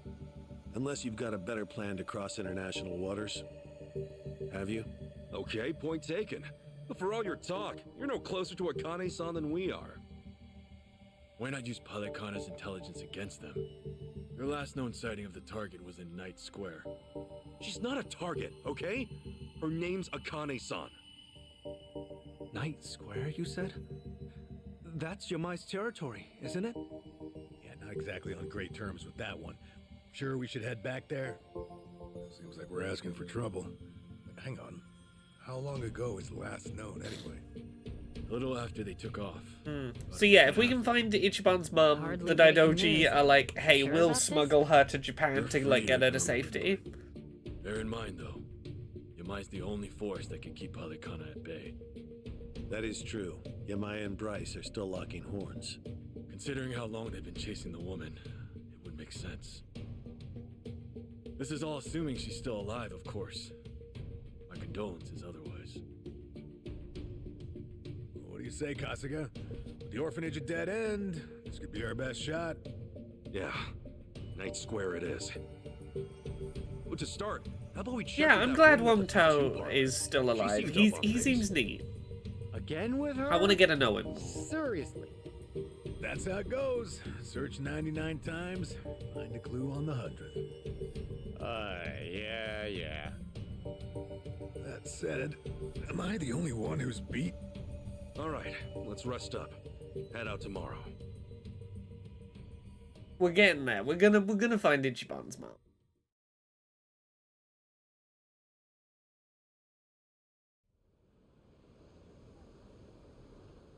Yeah, I'm glad he's not just a small-time villain. I'm glad there's more to him. Okay. We're gonna find out if the tattoo lady knows anything else. Enemies are gonna be stronger now. We're about Without 10 saying, levels probably, weaker than but we we know were. our faces now. Bryce has too many eyes and ears for us to let our guard down. Right. Everybody stay close. Don't do anything stupid. Yeah. Just Yes, all the work completion together. list rewards coming in when Same you as swap always. protagonists is pretty satisfying. Yeah, all the things we did as one character that count towards completion rewards for the other character suddenly kick in. So now we're back to having this whole map going on. Is there anything new on this one we haven't done? Yeah, not really. Okay. So, I'm going to save here. And we are going to come back to this on Friday. We are, God, 60 hours in. Thank you so much, everyone, for watching. I hope you've enjoyed. We'll be back with some more Like a Dragon Infinite Wealth on Friday. We're getting there. We're getting toward the end of this. We're gonna see it through. We're gonna see this adventure through to its end. I'm, as I said, I might do a daytime stream tomorrow. I might stream a bit of Rise of the Ronin. Might stream a bit of Princess Peach Showtime. Probably won't be streaming the Future Game Showcase just because it clashes with when my lovely wife Jane streams. But if that changes, I'll let folks know. Have a good rest of your day, everyone. Goodbye. Rest